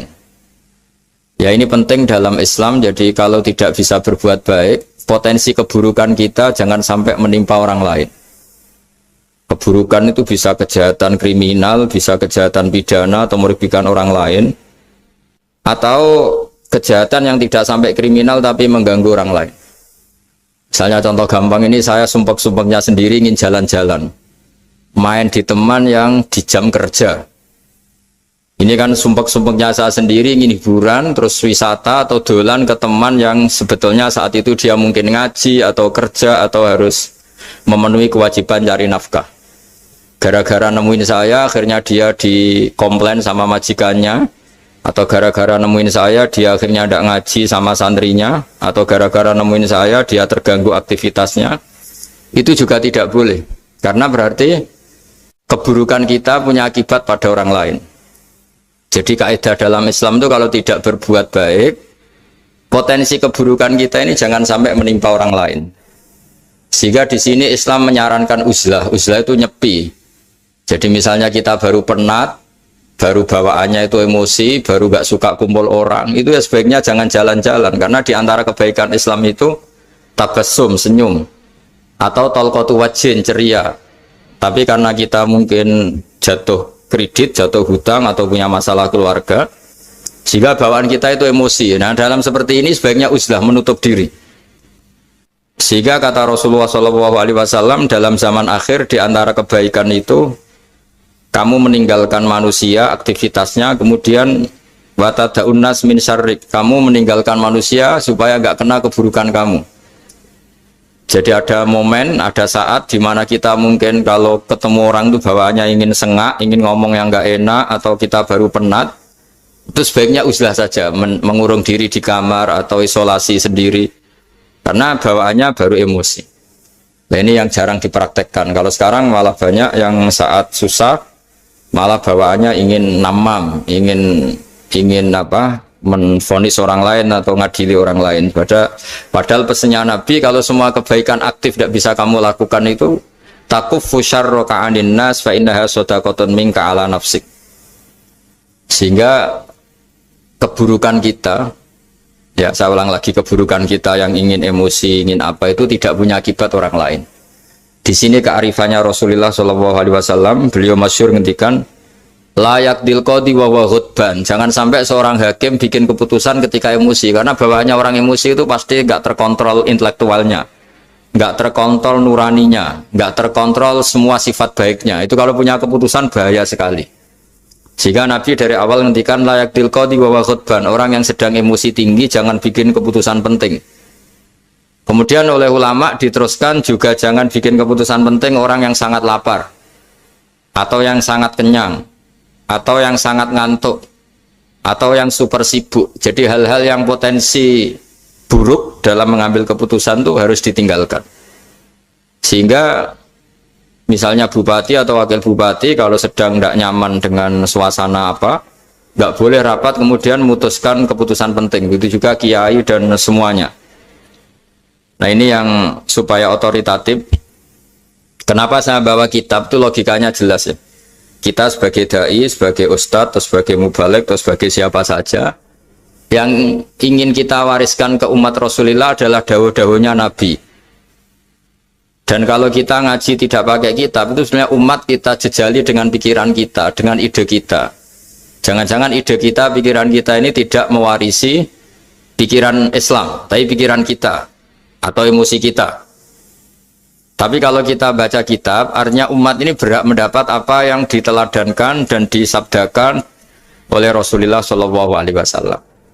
Tapi kalau kita itu pasti inginnya itu kita. Misalnya kita Bupati Banyuwangi, mungkin kita akan cerita Banyuwangi dengan asik. Tapi bagi daerah lain, apa urgensinya bagi saya? Begitu juga kalau kita kiai, mungkin kita akan cerita fadilnya kiai. Tapi bagi orang lain yang keutamaannya jadi pekerja, jadi satpam, jadi guru, jadi pegawai negeri yang adil. Sehingga subjektivitas kita ini akan tinggi. Tapi kalau kita sebagai kiai baca hadis, maka umat ini mendapatkan panduan dari Rasulullah Shallallahu Alaihi Wasallam. Nah dari sekian panduan itu kata Nabi, jika Anda tidak bisa berbuat kebaikan aktif, maka kebaikan yang harus Anda lakukan adalah potensi kejelekan kamu jangan menimpa orang lain. Makanya saya berkali-kali bilang, saya ini termasuk kiai yang jarang main ke alumni.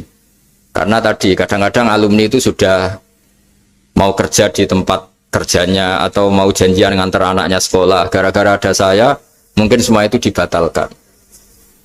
Sehingga silaturahim itu juga harus dimanage supaya tidak mengganggu haknya orang yang kita silaturahimi. Jangan sampai silaturahim jam 9, saatnya orang kerja, kemudian dia dapat peringatan dari pabriknya gara-gara sering didolani kiainya. Itu kan jadi ribet. Atau kiai karena sering didolani terus tidak ngaji, memetuki tamu terus. Itu kan jadi ribet.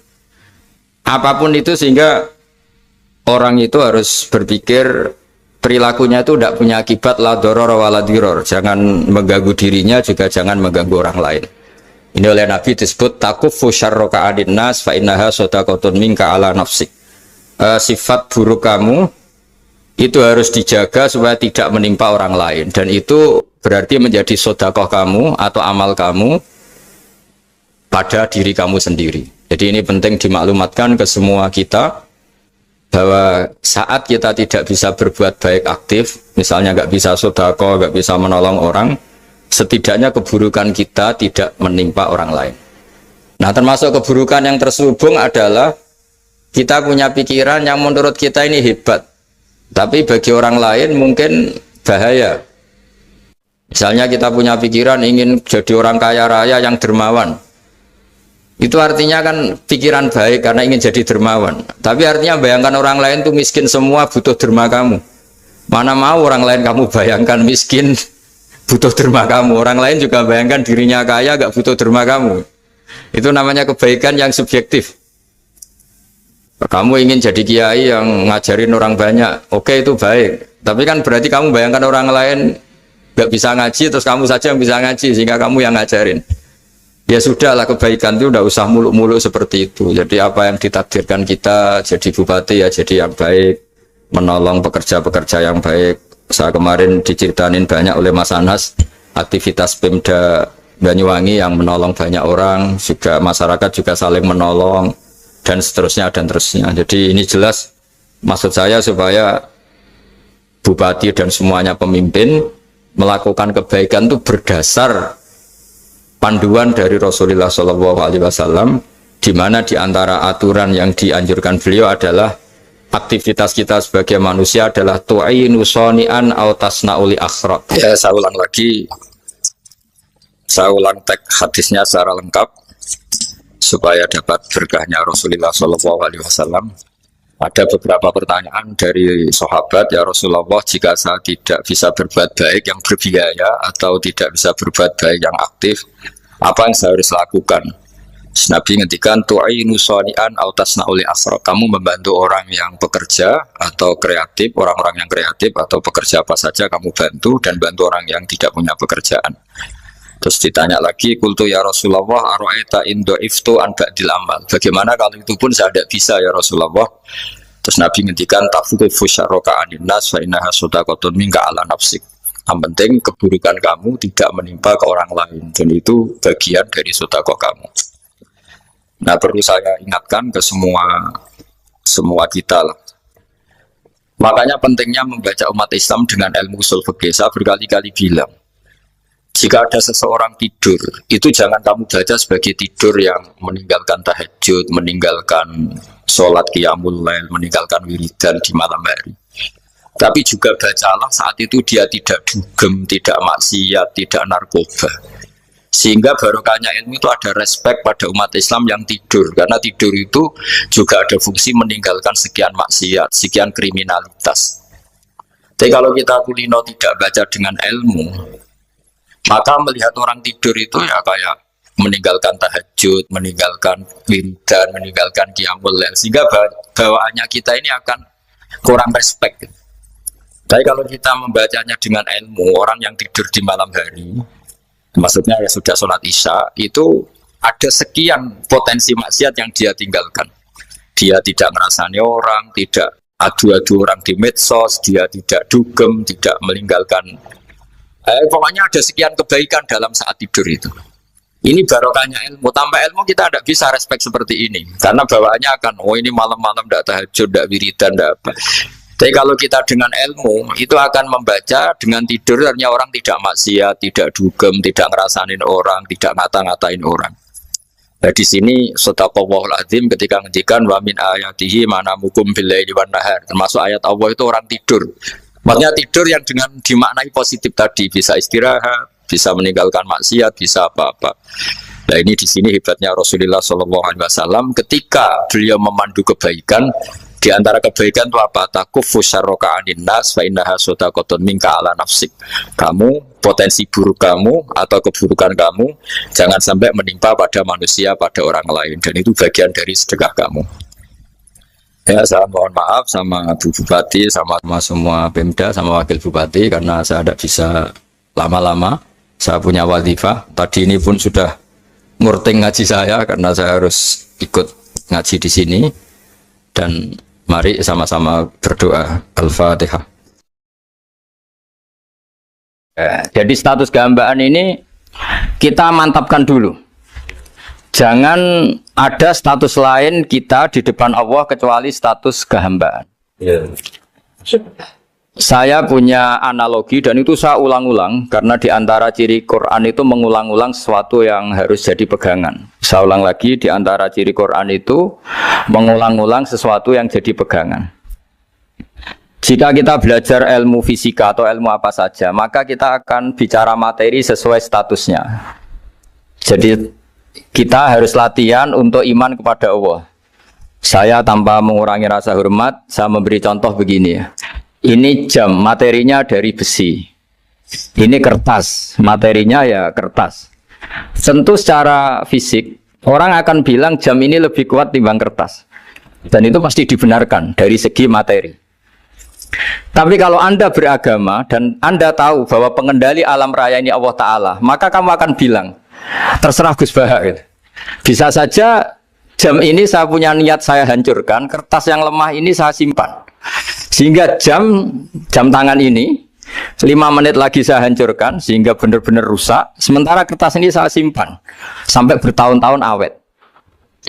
Nah, kira-kira seperti itulah ilmu manusia. Sesuatu yang kita sangka kuat, ternyata Allah punya rencana menghancurkan itu. Dan yang kita sangka lemah, ternyata Allah punya rencana untuk mengabadikan itu. Nah, di sini pentingnya iman lahu maqalidus samawati wal ard. Sedianya Allah yang mengendalikan semua. Jadi jangan mentang-mentang kita punya ilmu bahwa materi besi itu lebih kuat timbang kertas, terus kita pastikan bahwa besi lebih awet ketimbang kertas. Kita sisakan satu keyakinan, terserah Allah, terserah pengendalinya. Nah itu agama. Bilang terserah pengendalinya itu agama. Ya mungkin tadi aja problem sinyal, saya ulang lagi. Ibarat saya ini megang jam tangan yang materinya dari besi. Ini kertas yang materinya lemah. Tentu kita akan bilang bahwa jam atau besi lebih kuat ketimbang apa? Kertas. Tapi Anda salah. Anda harusnya ngomong bahwa terserah pengendalinya. Bisa saja saya punya rencana menghancurkan besi ini sehingga 5 menit lagi hancur. Dan saya ingin mengabadikan kertas ini saya simpan di tempat yang aman. Nah kira-kira agama itu bukan anti ilmu, sehingga agama boleh kamu mengatakan besi ini lebih kuat ketimbang kertas. Tapi harus kamu tambahi dari segi materi. Tapi kalau dari segi pengendalinya, maka kita jawab terserah Allah Subhanahu wa ta'ala.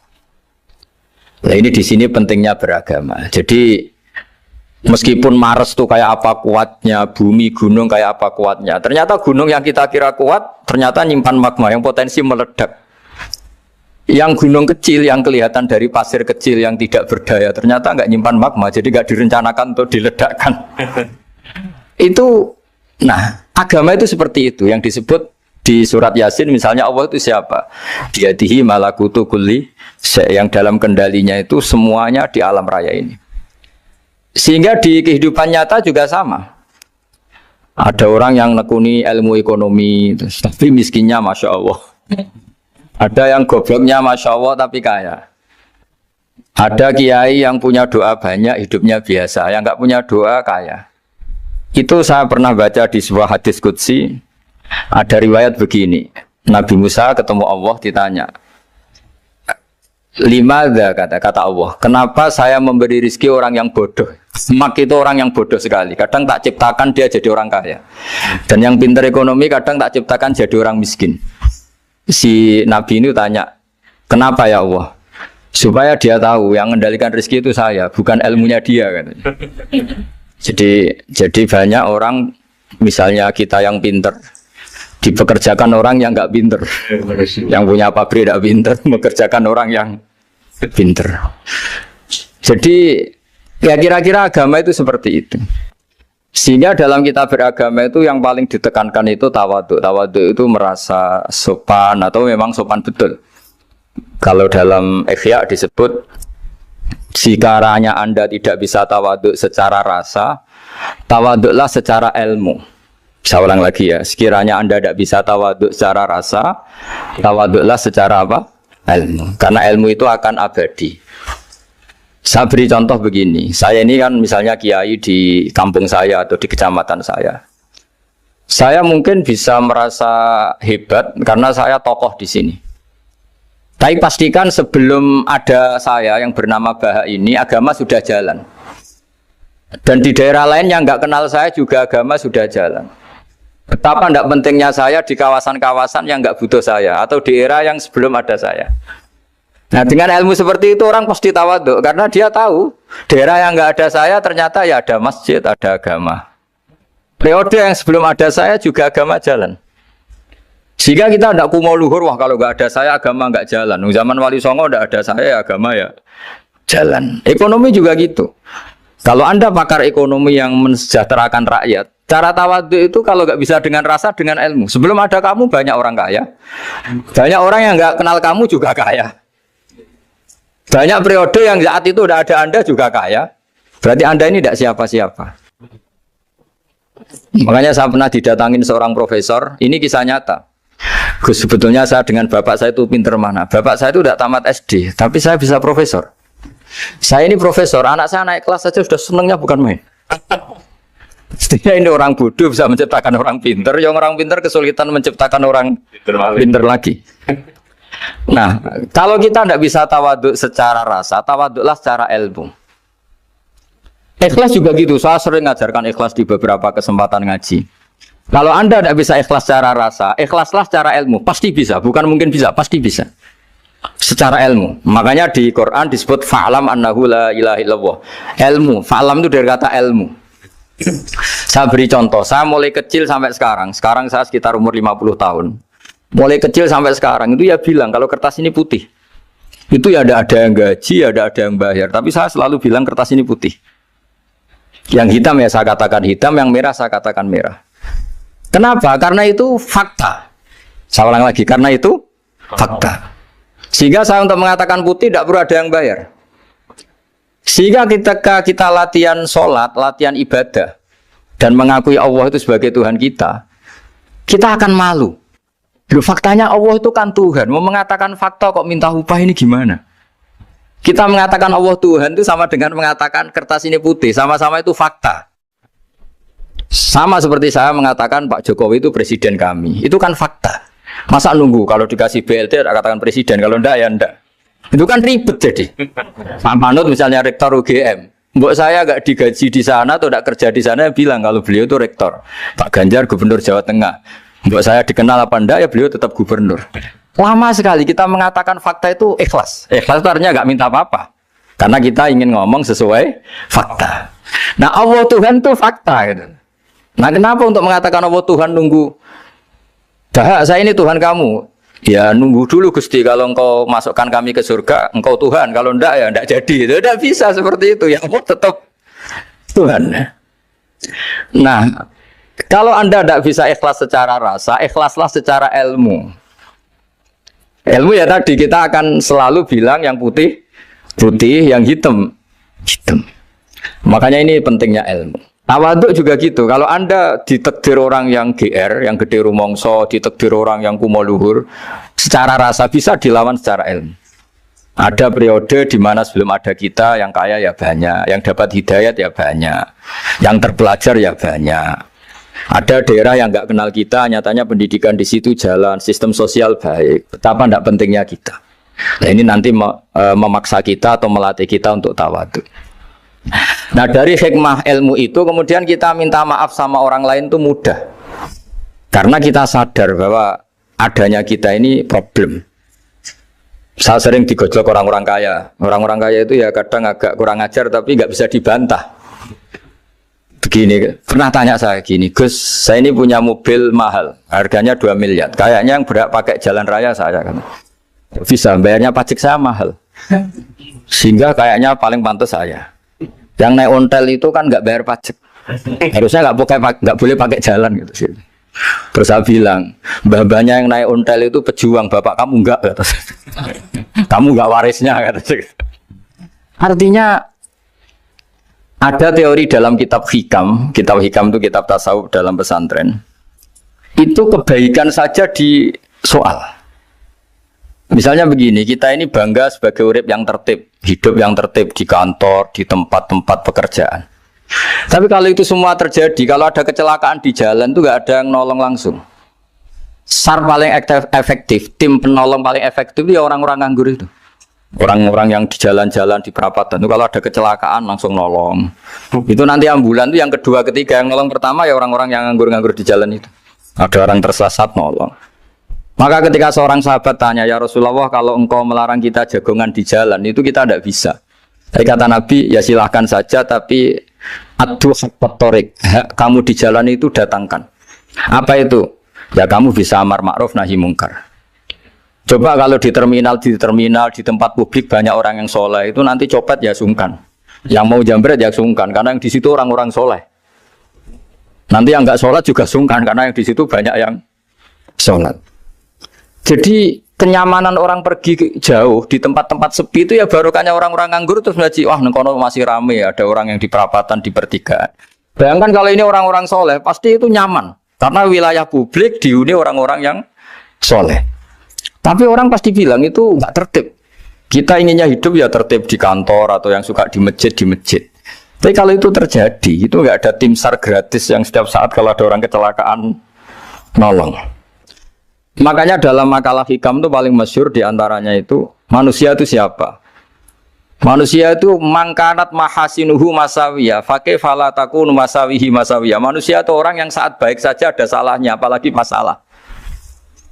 Jadi kalau kamu punya toko lagi laris dan saat laris itu Anda ngerumat keluarga Anda melakukan kebaikan pada keluarga Anda, pasti ada toko lain yang termahjubkan, yang tersingkirkan.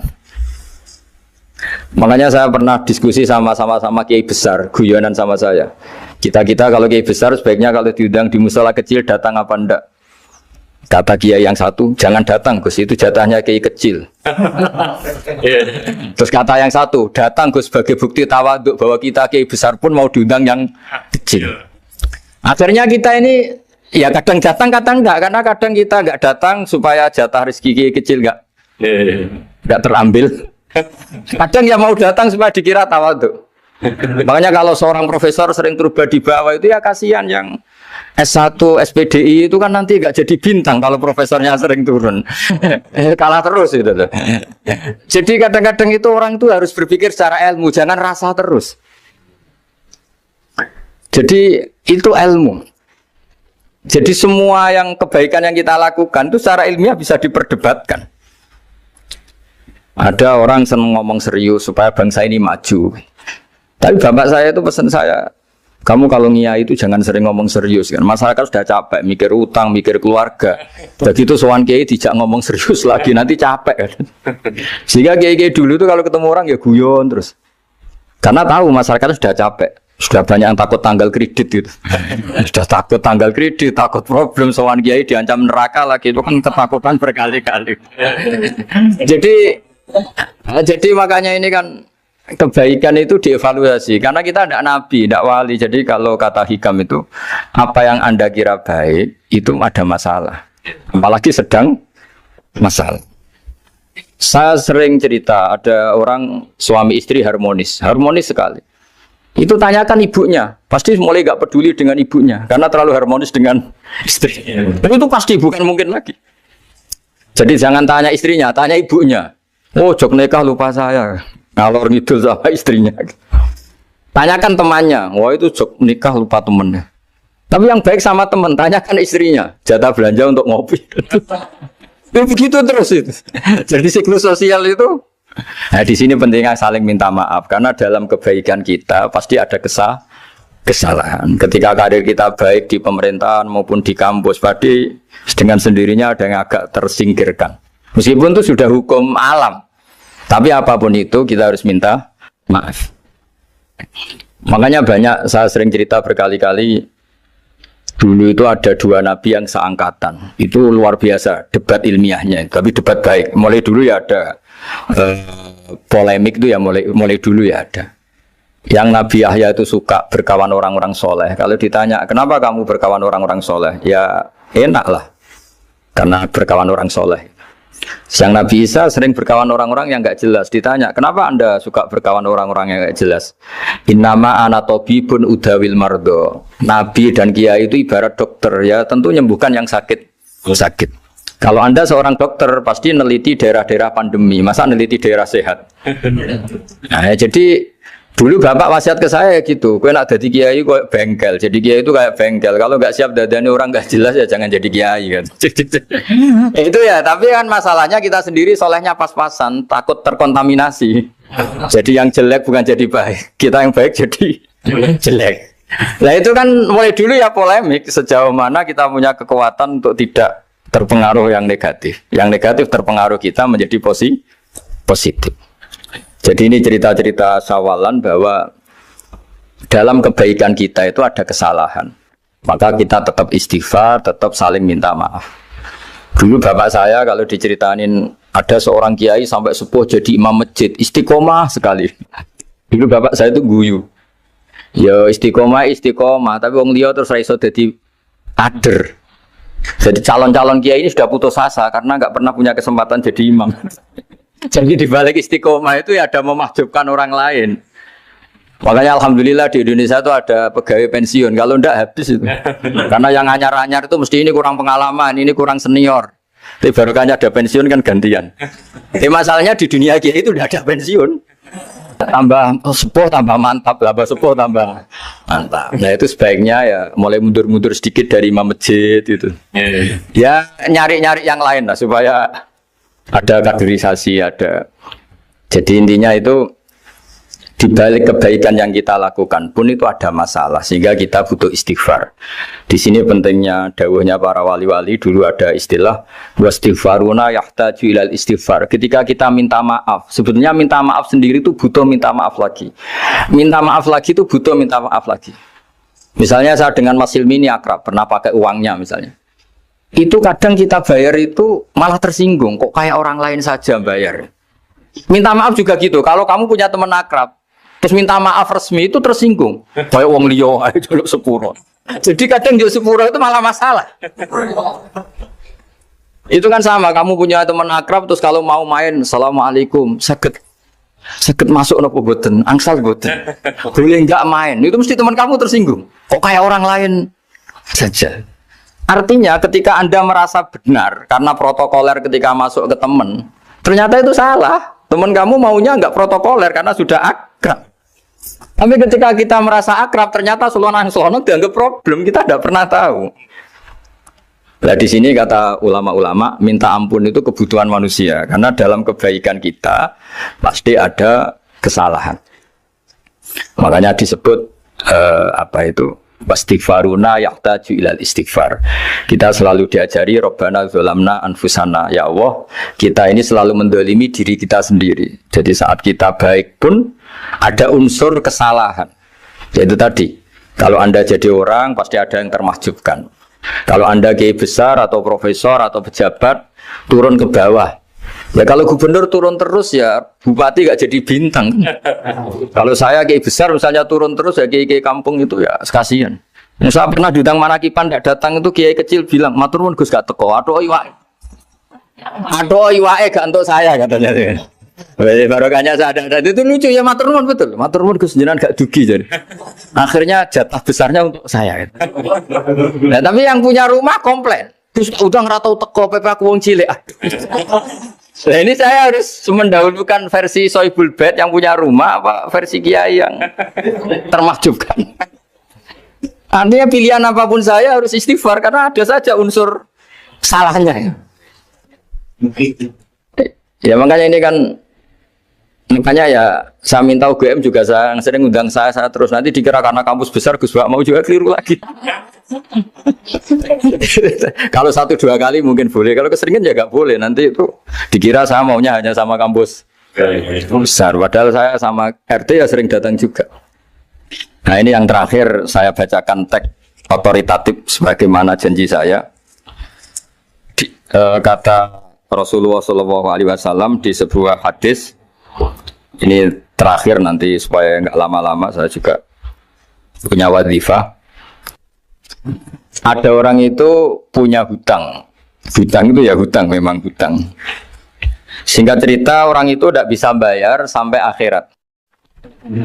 Dan aturannya Allah, orang yang punya hutang tidak bisa bayar ini harus diaudit, harus diselesaikan di akhirat. Kalau tidak bisa diselesaikan di dunia, diselesaikan di akhirat. Walhasil akhirnya di akhirat itu ditagih dan tidak mampu bayar. Karena di akhirat sudah tidak ada kredit, tidak ada ATM, tidak ada apa saja.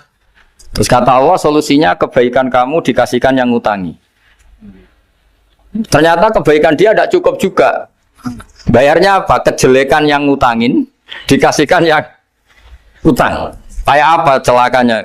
Kebetulan yang ngutangi salahnya banyak, ini kan repot. Tapi Allah itu tidak suka kalau ada orang mukmin yang satu saudara kemudian masuk neraka karena saudaranya ini. Kata Allah, jika ini masuk neraka berarti disebabkan komplain atau ketidakikhlasan temannya yang mukmin. Masa orang mukmin menyebabkan mukmin yang lain masuk neraka? Allah tidak ingin. Makanya diantara nikmatnya beragama itu ukhuwah, persaudaraan. Baik persaudaraan atas nama iman atau atas nama kebangsaan atau atas nama kemanusiaan. Akhirnya si yang ngutangi ini tadi, jangan dibahasakan kreditur, nanti kita kayak bank, yang ngutangin lah nanti. Ya bahasa gampangnya yang ngutangin, karena tidak semua orang ngutangnya sama bank. Sama Allah ditunjukkan satu surga yang luar biasa. Nanti tak baca teks Arabnya ya supaya dapat berkahnya bahasa Arab. Terus saking mewahnya surga itu si yang ngutangin tanya, ya Allah itu untuk nabi siapa? Karena semewah itu pasti untuk kelas nabi. Atau untuk wali siapa? Katanya, terus kata Allah, sabda Allah, untuk siapapun yang mampu membeli. Lalu siapa yang bisa membeli surga semewah itu? Kamu bisa. Terus dengan apa ya Allah? Kamu mengampuni teman kamu itu. Kamu bebaskan dari utangnya. Nanti tak kasih surga itu. Terus akhirnya sama Allah, kata orang itu, ya Allah saya bebaskan. Ya sudah kamu berdua masuk surga.